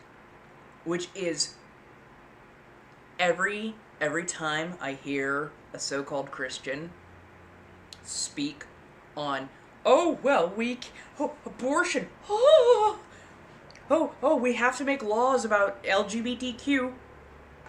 No, you don't. No, you don't. In fact, you are spitting in your own God's eye. You are doing exactly what your religion told you not to do. You want to talk about taking the Lord's name in vain? Every time they step up and tell people how they should vote against things that would be kind and merciful and gentle, and the thing that they were ordered to do as a religion, I want to punch them in the taint. It just makes me so fucking angry on so many levels. Because in the Christian religion, if you actually read the book, and most of them don't, in the Christian religion, you're not supposed to ever proselytize. Ever. You're not supposed to go out into the streets and scream in public about how everybody's going to hell and how you should follow Jesus and Jesus is the only way. Shut the fuck up. Shut so far the fuck up that you get to the top of Shut the Fuck Up Mountain till there are no more shut the fuck ups to give. Like, shut up. Because that is antithetical to the Christian religion. Jesus proclaimed, do not be like the Pharisees and the charlatans in the street. Do not proclaim and proselytize out loud. Instead, go into a quiet room in secret and pray to your Father who knows all. In other words, don't be the jackass in the middle of the street. That is not what I want. I want you to be quiet. I want you to be kind. I want you to show your love for your deity by being kind, by using actions that show that kindness. Thank you so much, by the way, for the gifts, the likes, the loves, the shares. Thank you. I really do appreciate that. Pardon as I rail and rant. By them going out and proselytizing in the street, especially in the name of their religion or their deity or their God, whatever you want to call it, they are literally going against the Lord's word, and that is taking the Lord's name in vain. Because all they are seeking to do is causing harm. They want to cause harm to others. And they want to use their religion as a sword and shield. And I do mean that ever so fucking literally. They want to use their religion as a sword and a shield. They want to be able to cut you if you don't follow the way they are supposed to conduct their lives. Even though even Jesus told you to look the fuck away. And then they want to then hide behind that religion. And that's the part that really pisses me off. They want to then hide behind that religion. And I swear to God, every time they go, oh, I'm so persecuted. You don't know what persecution is. I can give you a taste of it, though. I can definitely give you a taste of it. You want to be a victim so bad? Let me do that for you. Let me do that for you. By all means. I'll let you feel like the victim for 5 minutes. Come on over. Pisses me off like to no fucking end. Spiritual people, on the other hand, spirituality tends to be a one-on-one kind of thing. So your way of thinking, your spirituality, your tenets apply to you. But you don't make them apply to other people. You don't expect other people to follow what you follow. Your relationship with a deity or a non-deity or whatever is between you and them. So there's the big difference between spirituality versus organized religion. And I'm always very specific that it's organized religion. I've actually met good Christians. I've met a absolute shit ton of horrible ones, but I've actually met good Christians who actually follow the word, who actually, like, to the letter, would follow the word. So, like, them, I appreciate as shit. But, like, organized religion overall, get fucking wrecked. Right? Spirituality is intimate, if met with the right person. Absolutely. This is Macy over here on the clock apps. Yes. Very much so. Spirituality is a much more intimate thing. Religion, for the most part, is just used as a cudgel. And I really can't abide by it, for the most part, as an organized entity. So yeah. There is no spirituality with religion. Very, very rarely. Very rarely. Because most of the organized religion takes their religious values and tenets and then tries to place it on society as a whole, and that's a fucking problem. That is a massive fucking problem. I love that I give off ox vibes, because honestly, my teeth would give you a little bit more of a clue if you knew. But yeah.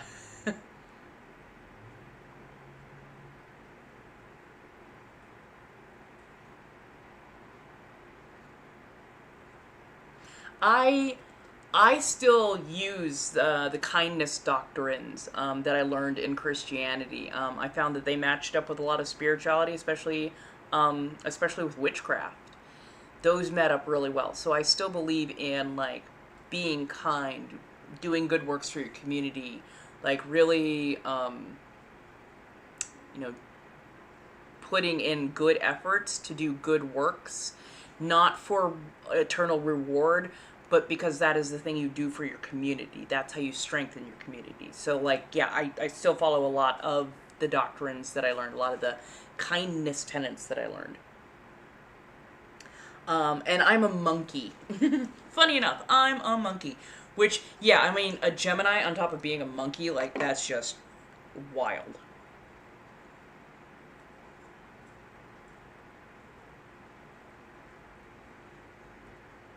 Sorry, sometimes the coal becomes stagnant.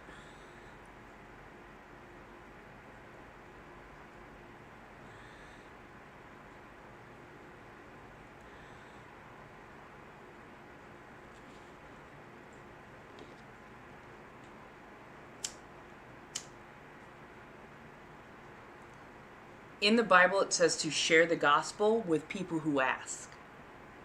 Oh, thank you so much, Sonny. And like literally, this is not me being sharp. Trust me, this is not being sharp. In the Bible, it says share the word for people who ask, and it says share the word.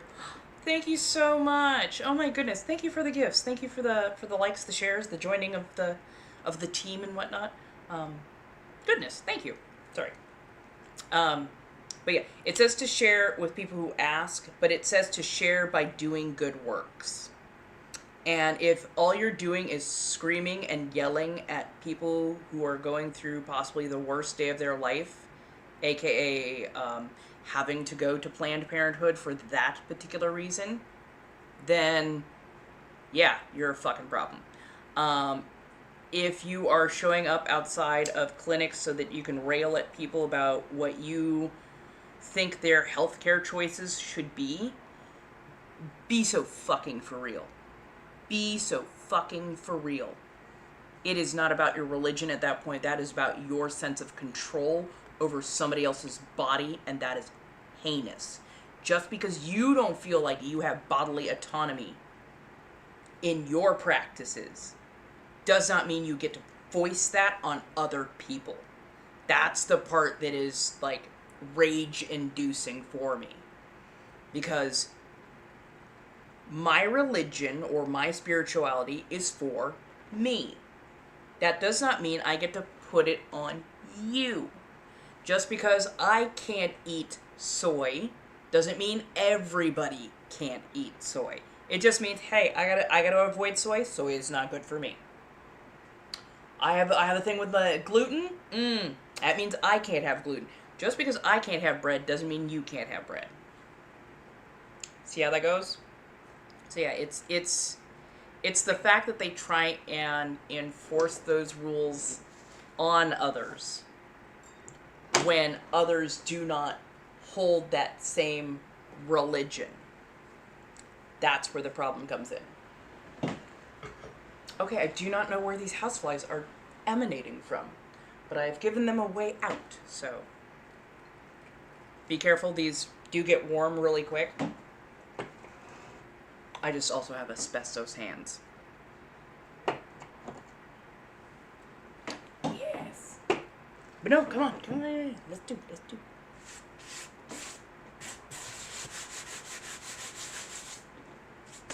I have to wipe those down later. But yes. Same way as like I read tarot cards, yeah? Not everybody's into tarot cards. In fact, for some people, it's very scary. It's very unnerving for them. If I were to read tarot cards for somebody, I, personally, specifically, need to ask permission. I need consent. If I do not have consent, and I just read them anyways, who's the asshole? The person who said, no thank you. No thank you. It's not my thing. It's not my thing. No thank you. No. And if I go, well, you know, I'm just going to do it anyway for you. Who's the asshole? Like, it literally just comes down to bodily autonomy and consent and, like, respecting that. Kind of like, every time I see the fucking abortion argument, I want to rage. I want to rage so hard, especially at Christians who try and enforce what they call a moral. It's so, no it's not. No it's not. Shut the fuck up. A, show me in the Bible where it says you can't. Because guess what? I will point out fucking chapter and verse that not only okays abortions, it makes them incredibly easy to get for jealous, abusive husbands. So do not for 1 second tell me that abortion is against the word. No, it's not. No, it's not. You are lying, which is, again, breaking the Ten Commandments. One of the major things. Oh, yes, it is. Yeah. The Bible is not only okay with abortion, they don't care. Old Testament is meant to be Jewish law anyways, and Old Testament, very okay with it. Very okay with it. They're more worried about the mother being healthy and surviving, because a mother can bring more in. No mother, infants' chances of actually surviving go through the floor. Children were not even really considered persons until about 7 years old. You were considered like your own thing, your own entity once you left the birth canal and took your first breath. That's where your soul goes in. But like literally the penalties for accidentally or even sometimes purposefully unaliving a child under the age of 7 is literally just a fine. That's it. Harming a person who is pregnant and the fetus does not pass, they just see that as a very small fine. If the fetus passes, it's a larger fine. And you don't pay that fine to the woman, you pay it to the man, because she's property, and so is the fetus. So, the place where it talks about abortion, very briefly, is the trial of jealousy in the book of Numbers. And yes, the name of the book is Numbers. It talks about the trial of jealousy. And if a man, a husband, a holder or possessor of enslaved peoples caught from war, concubines, handmaids, and the like, if you have a feeling that they've been stepping out, that they've been with somebody that you had not okayed, who is not you, oh my God! If you are jealous and you suspect, specifically more often, your wife has stepped out, you take them to a priest, and the priest gives them bitter water to drink. And if they drink this bitter water and they bloat and cry out and pass evidence of their infidelity, aka a fucking fetus, then you are to take them and stone them to death. If, on the other hand, they bloat and swell and are in agony but pass no evidence, no proof of wrongdoing, aka no fetus, then he pays like a small fine of like 2 turtle doves or some shit. Like literally a small offering to God. He doesn't really say sorry to the wife that he just put through absolute agony and hell. But oh, I'm so sorry, God, you're right, I should have trusted you. What the fuck? Like, he doesn't get drug out and stoned for, like, accusing her of stepping out and putting her life in mortal danger. But heaven forbid she passes a fetus. That somehow is, you know, that's okay. So, like, either she can go through agony and pass nothing, like, they can find no fetus, so, like, oh, there's no fetus, she didn't do anything wrong. Or she can just be in some discomfort for a while, but then, like, if nothing happens, well, oh, it's fine. It must be God's way of saying, no, that one's yours. It's an old school Maury Povich, and it has absolutely no grounds. So yeah. And here's the whole thing. In Hebrews chapter 8, verses 12 through 13, New Testament, it says that you are to do away with the old covenant, aka the Old Testament.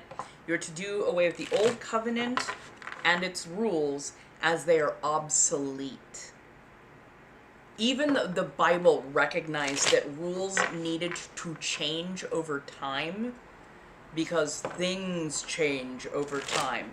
And sometimes you don't need 663 rules to keep your life moving. Sometimes you just need like 10 commandments, 2 beatitudes, and you're good to go. So yeah, anytime I see Christians railing on about how abortion is this, that, and the third, no, it's not. And you're poorly educated, and it shows. Not only are you poorly educated on your own reading material, you're poorly educated as science goes. And no, you don't get to just interfere with somebody else's bodily autonomy. If they're doing an eviction, that's on them. That is their body. They can evict people from using their body. They can evict parasites from using their body. Either way it goes, it's theirs. Their bodily autonomy. They have to make the decision, and they have to deal with the psychological ramifications if there are any. So yeah, like, it's not anybody else's place to tell you what to do with your body and who or what can use your body in order to survive. And I swear to God, this is again the part that makes me a little bit ragey. Well, once a baby is born, they can't live on their own. Yes, they can. Yes, they can. When somebody goes, a fetus cannot live on its own. A fetus cannot survive on its own. AKA, its lungs do not work. If you were to remove an 8-week fetus, place it on a countertop, and expect it to breathe, it could not. It would expire minutes afterwards. The heart is not formed. The body could not survive the outside pressure. There is a reason that they float in fluid. A baby, on the other hand, something that is fully formed, with functional lungs, with skin, with a heart that can survive the pressure of the body around it in non-fluid circumstances, environment. They can breathe on their own. Their heart beats on their own. They can eliminate waste on their own. They have autonomic systems that function without using somebody else's body in order to filter, in order to oxygenate, in order to absorb nutrients, and so forth. A fetus is not a person. A fetus is not a baby. And anybody goes, oh, but we're late term. Guess what? I will smack the ever-loving taste out of your mouth if you bring up the, oh, what about late term? Late term abortions, like 99.999 times out of 100. Those are wanted pregnancies. Those are deeply wanted pregnancies. Those are deeply wanted pregnancies with parents who have been planning for that child, who probably have a name picked out, who probably already have a room set up, crib, the whole nine. Like, these people are planning for that. When somebody needs a late-term abortion, it is always. And I mean, you're going to literally have to bring me somebody who went, yeah, I had one for funsies at like 8 months, before I will ever believe that bullshit. Even then, I'm going to highly question that. But like, a late-term abortion, almost absolutely always, is because the mother's health is tanking quick. The fetus is non-viable, aka they are missing huge swaths of organs. Organs are outside their body. Brain is outside the skull. Like, these are wanted pregnancies. And to sit there and ever accuse a person who so desperately and wholly wants to bring a child actually into this world, that, oh, you're just a callous, oh, you're a terrible person, you're killing your baby. No, they aren't. They are doing the only kind thing that they can do. Because you would have everybody suffer in absolute misery.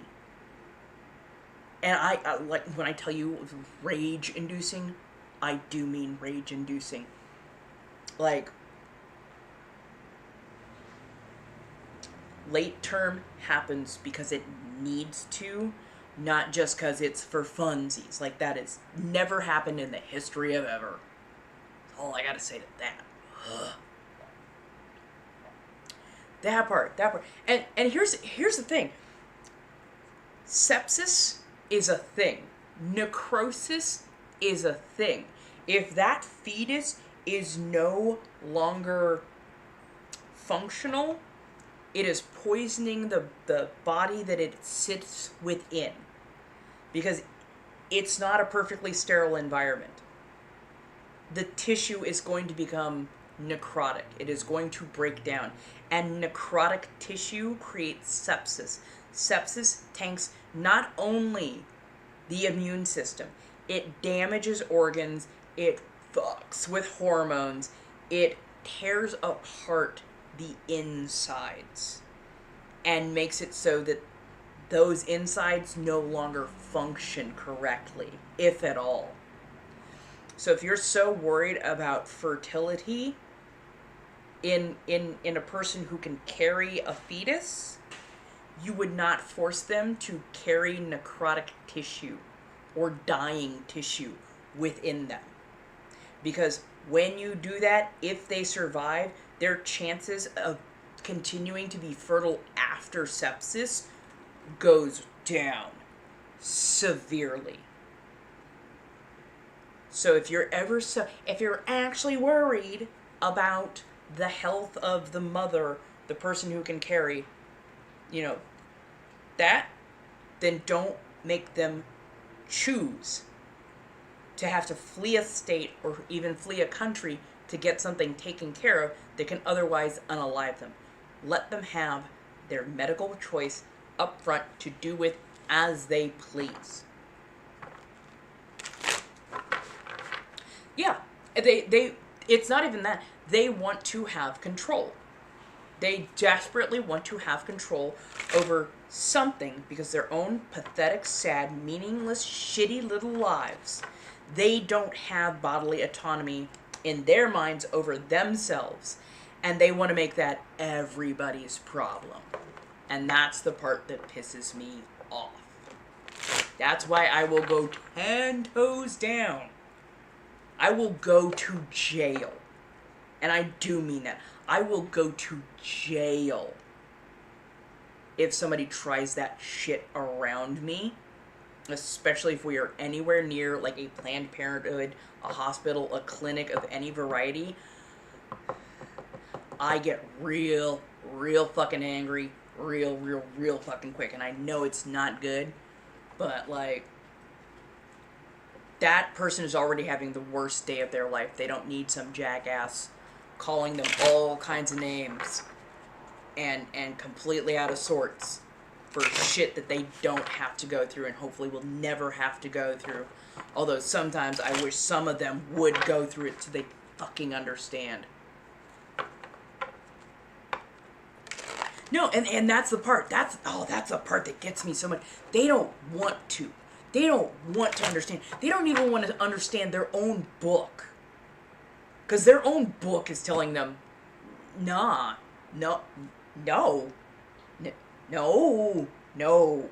Even their own book is telling them to knock it off and they don't want to listen. Their own book is telling them not to be, jackass. Their own book is telling them to sit down, shut up, have a tea, just serve sandwiches and be nice to people. Like, and they can't. They can't even do that. Like, the fact that they hate pregnant people, immigrants, LGBTQ, poor people. They hate poor people. I'm just like, so basically, you didn't follow Jesus at all. You didn't read about a single fucking thing that man did. And you sure as hell didn't take any of that information in. Because you wouldn't be treating immigrants, the poor, those in need, sick people like this. You praise capitalism. The most golden of all golden calves. You praise capitalism from keeping basic necessities from everyone. Fuck you. Like, that is my reaction to that shit.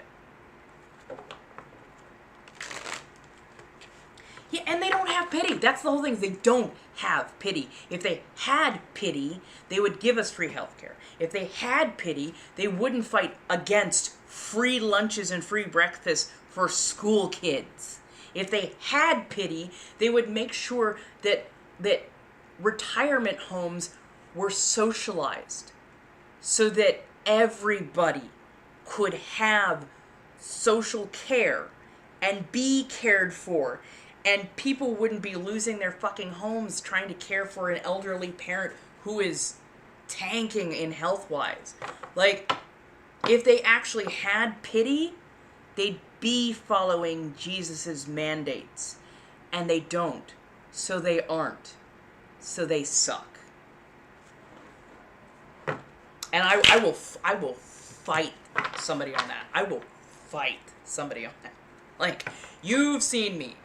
I don't have a lot of kindness for that kind of bullshit. I don't have it in me to be polite about that kind of bullshit anymore because of the 20 years I spent in the church.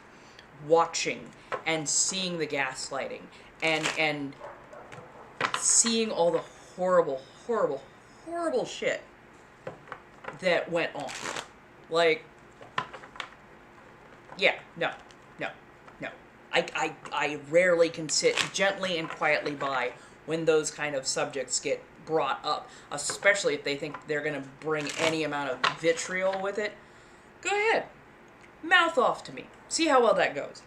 We've seen it does not go well. Because I will sit here, I will argue it. I will sit here, and I will have that conversation. You know, I will sit here, and you will not like the results of it, because I will bury you in receipts. That is the one thing.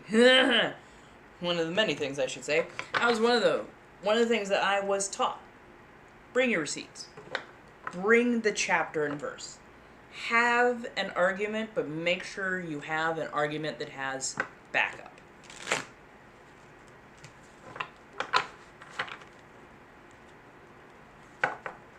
I mean, it's not even just about being right. It's about the ethics.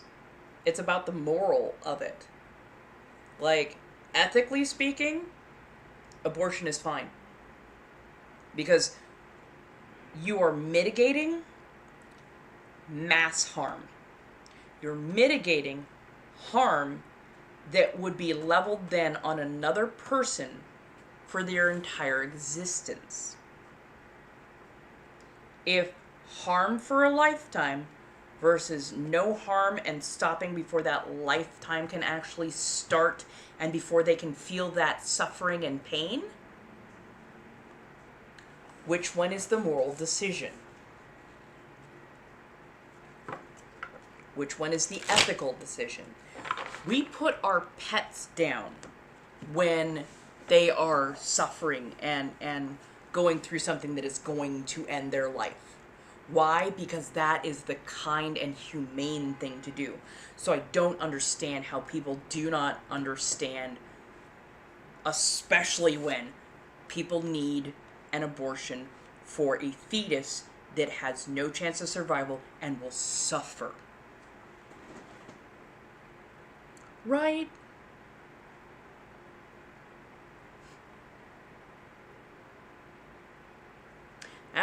That part. I will always try and bring backup. I will always try and bring in some sort of insight to why I think the way I think. Does everybody need to agree with me? No. Are there going to be some nuances that we might be able to stand slightly apart on? Sure. But, like, when it comes down to bodily autonomy, I am always going to be in favor of a person being able to decide what happens to their own body, especially when their health and their life is at risk. And that health and life is not always at risk because of what's in them.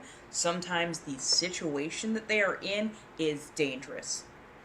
Pregnant people, their highest unalive rate happens when they are pregnant. The highest instance of partner abuse is when they are pregnant. The person who can be pregnant most likely be abused when they are pregnant.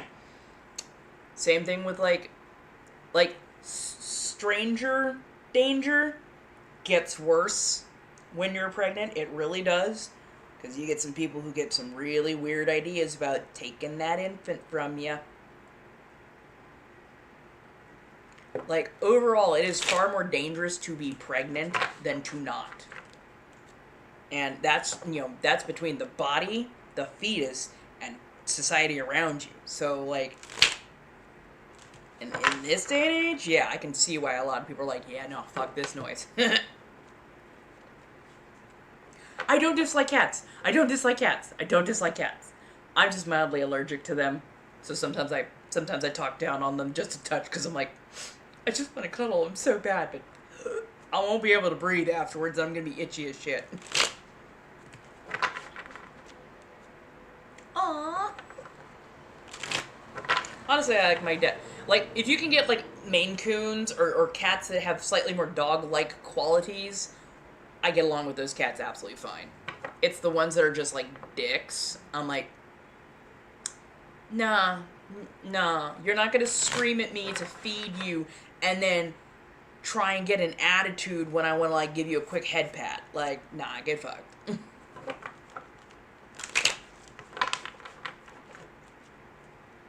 Yes! I've been hearing that. I've been hearing, like, Bengals are pretty fucking chill. And I appreciate that of them. Oh, we got about 10 minutes left, so again, if anybody needs cards read, feel free to ask. I will be back tomorrow night. Might actually end up doing the spell casting tomorrow night with y'all. Just kind of showing you how it goes. Aww. I love that. Just laying next to you, getting on loved. I do appreciate that from a cat.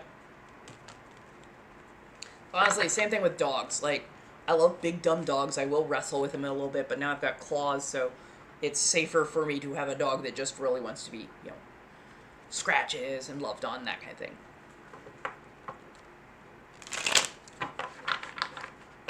Yeah, tonight the energy's a little wobbly. I think tomorrow's gonna be better. I don't know why Thursdays are always a little bit better. But yeah, let's do a witchy night tomorrow night. Make the margaritas, bring them on in.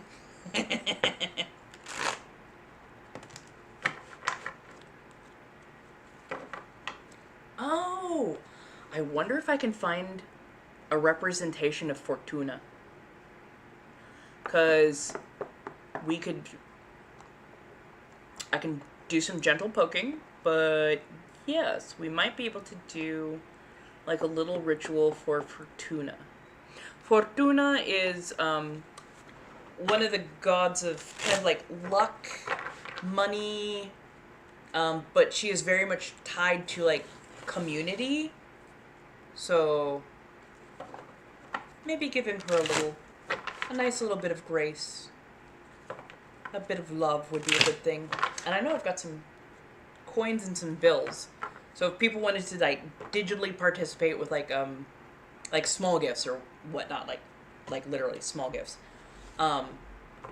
we can do like, I guess, a digital bring in some money type spell. But yeah. have thought about making a Discord, but that would be yet another thing on top of all the things I'm already doing. And, yeah, it's just a lot. It's just a lot. And I trust the moderators that I have here. I wouldn't want to, like, have to, like, hey, can you... Because I know people are, you know, the moderators I have are moderating out of the goodness of soul on a lot of it. So yeah, I don't want to overextend or assume that anybody is going to do that.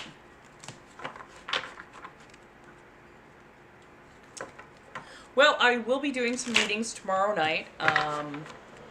Probably do a couple of collectives. If you'd like something that's a little bit more specialized, Blinks are in Lio. It's $5 per card, and I can do a much more specialized, like, personalized reading for you. But yeah, tomorrow night I think we're going to do a little bit of candle magic, and then we can chill and do some card reading and whatnot for the collective, and just, you know, make it a witchy night, bring the margaritas, lay down the brooms, you know how it goes. Give me a quick second, I need to make a very quick, I need to, quick bio break, I'll be right back. Ugh.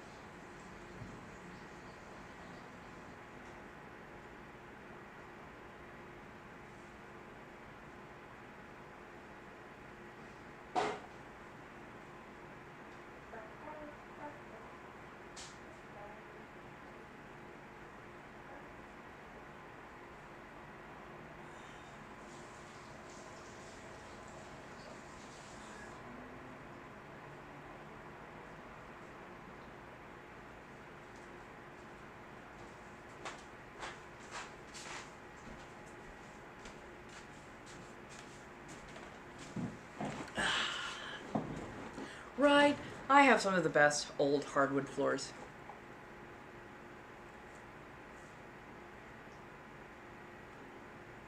I mean, you can always send me a DM, and if I'm actually able to contribute some insight, awesome. And if you ever feel like donating, feel free to have at, because I've had people ask that as well. But yeah, like, if you ever, like, need something, I won't say, like, oh, I can answer all your questions, but, like, if you truly have something that's on your chest and you need a little bit of maybe insight, feel free, like, show up. If I have insight, I will try and impart it. It's super comfy, and this is like one of my favorite gaming chairs. Very good, very steady. I've got broad hips, we'll put it that way. Not the broadest of, but I have broad hips. And this actually has a very nice wide set armrests, and I think they even had one model that was even slightly more wide. So yeah, it's super comfortable overall. Could use a little bit of a cushion on the seat itself, but it has like a lumbar support, and it also has like neck support. So yeah, I sit ramrod straight as just a normal. This chair is, it's like, you know, person would be gaming, so like leaning back. I'm just very used to sitting ramrod straight, so yeah. Aw, thank you. I do my best to just be myself. Whether that's vanilla or spicy, I do my best to be myself, so yeah.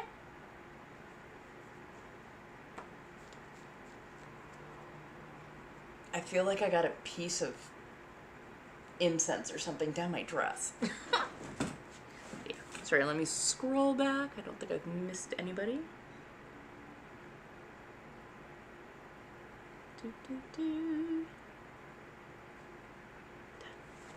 Also, as long as you are over the age of, like, 18, I prefer over the age of 21, but, like, as long as you're over the age of 18, it's okay for you to DM me.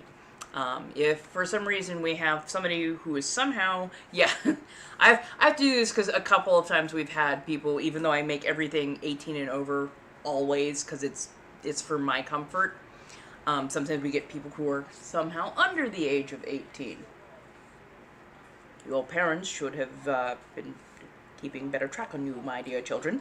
But yeah. So as long as you're over the age of 18, then I can like be more comfortable in giving advice. I have had younger people like approach for advice, but I'm just like, nope.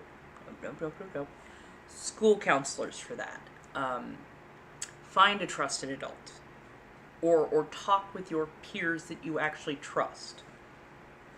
You do not come to people, especially adults, on the interwebs and ask advice, because you do not yet have the discernment to go, you know, that advice, something's wrong with that. Some done not quite right. You're much more likely to believe something that an adult says as an authority figure, and that can get you into so much trouble. And I want you to be healthy and safe, whether you're an adult or a child, but especially if you're a young person. Like, do not search out adults on the interwebs that are not, like, super well established, and, like, be so fucking careful. Oh, let's see, I got that one. I'll show them, because I'm about to sign up, I'll show these off a little bit more tomorrow, but I've got a safety pin with very particular markings on it, and I've got cherry blossoms between my shoulder blades.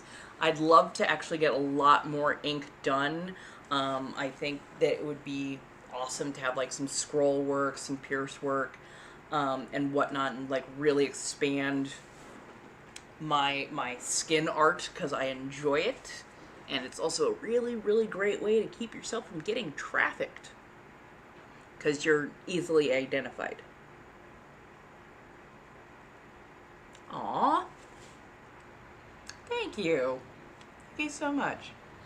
Okay, my darlings, I'm going to head off. Thank you so much for the gifts, for the likes, for the loves, for the everything. Feel free to share me with, other communities. If people like my vibe, awesome. This is my more vanilla vibe. I laugh because I'm not the most vanilla person at all. But, like, this is my more vanilla vibe. If you find me elsewhere and you're like, ooh, this is spicy. Yes. Because I do spicy work. And it's not, like, even the uber spicy, but, like, for a person who goes, oh, you're so sweet and nice and funny, that's a different feel. It's like, no, my skill set is very broad, and I'm very good at what I do, no matter where it is, whether that's vanilla or spicy. But I like to let people know up front, so they don't, like, stumble into it and go, oh, this is not what I expected, and feel like they've been bamboozled. It's like, no, I will tell you beforehand so you know. Don't worry, I will be back tomorrow. I'm back on tomorrow from 5 to 8 Pacific Standard Time. That's what I'm going to do for the week. So, like, Mondays through Fridays, because I can now multi-stream, and I feel a little bit more comfortable being able to multi-stream, that I'm not, like, I'm not shorting any of my platforms. So, yeah, Monday through Friday, 5 to 8 p.m. Pacific Standard Time. So, yeah. Why, thank you. I appreciate that so many of you do actually enjoy, like, both. There are ways to find me other places, even from here. You just have to be a little bit clever, look around a little bit. I'd say head to the throne room. If you wish to support me as a small artist, small content creator who is getting more established, by all means, feel free to have that. I will not stop you. If you need private sessions, by all means, come talk to me. I'm actually really good at helping introduce people into fantasy role plays. You know what I mean? Things of a more quink nature, BDSM. I myself am a DOMME, on top of a lot of the other stuff that I do, and I'm good for beginners. I am very good for beginners, because I will start you at the base level. I will explain everything. Now, if you're a more established person who already knows the ins and outs, awesome. Please come talk to me. We can have a good time. That just lets me know that, oh, okay, we're good. Okay, quick check-ins, safe, sane, consensual. Okay, we got the safe word. Okay, you like this? Okay, what's your hard limits, soft limits? Oh, yes. Oh, becomes a fabulously short conversation. But yeah, like, it's okay to ask questions. It's always okay to ask questions, especially with me, especially on this platform. Just be gentle or careful in how you phrase it, because, you know, the algos are, they are what they are. But yeah. Okay, off I head. I think I might go see if I can get some gardening done. And I'll talk to you all tomorrow. Bye! Candle magic tomorrow. Hope you show up early. Bye!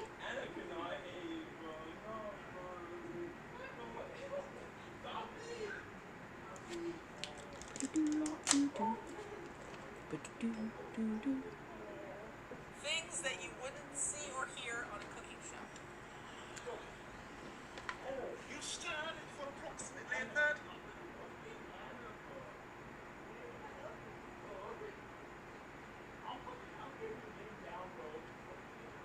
Minutes.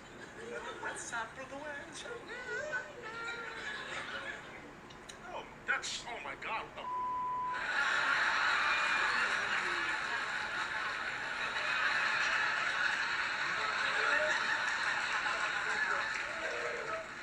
Okay, now we just put the stuffing in the bird.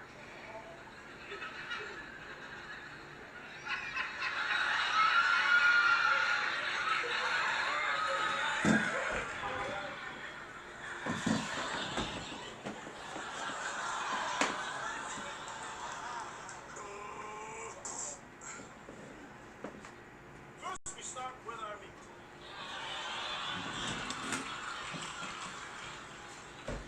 And now that the pie is mixed, we'll put it in the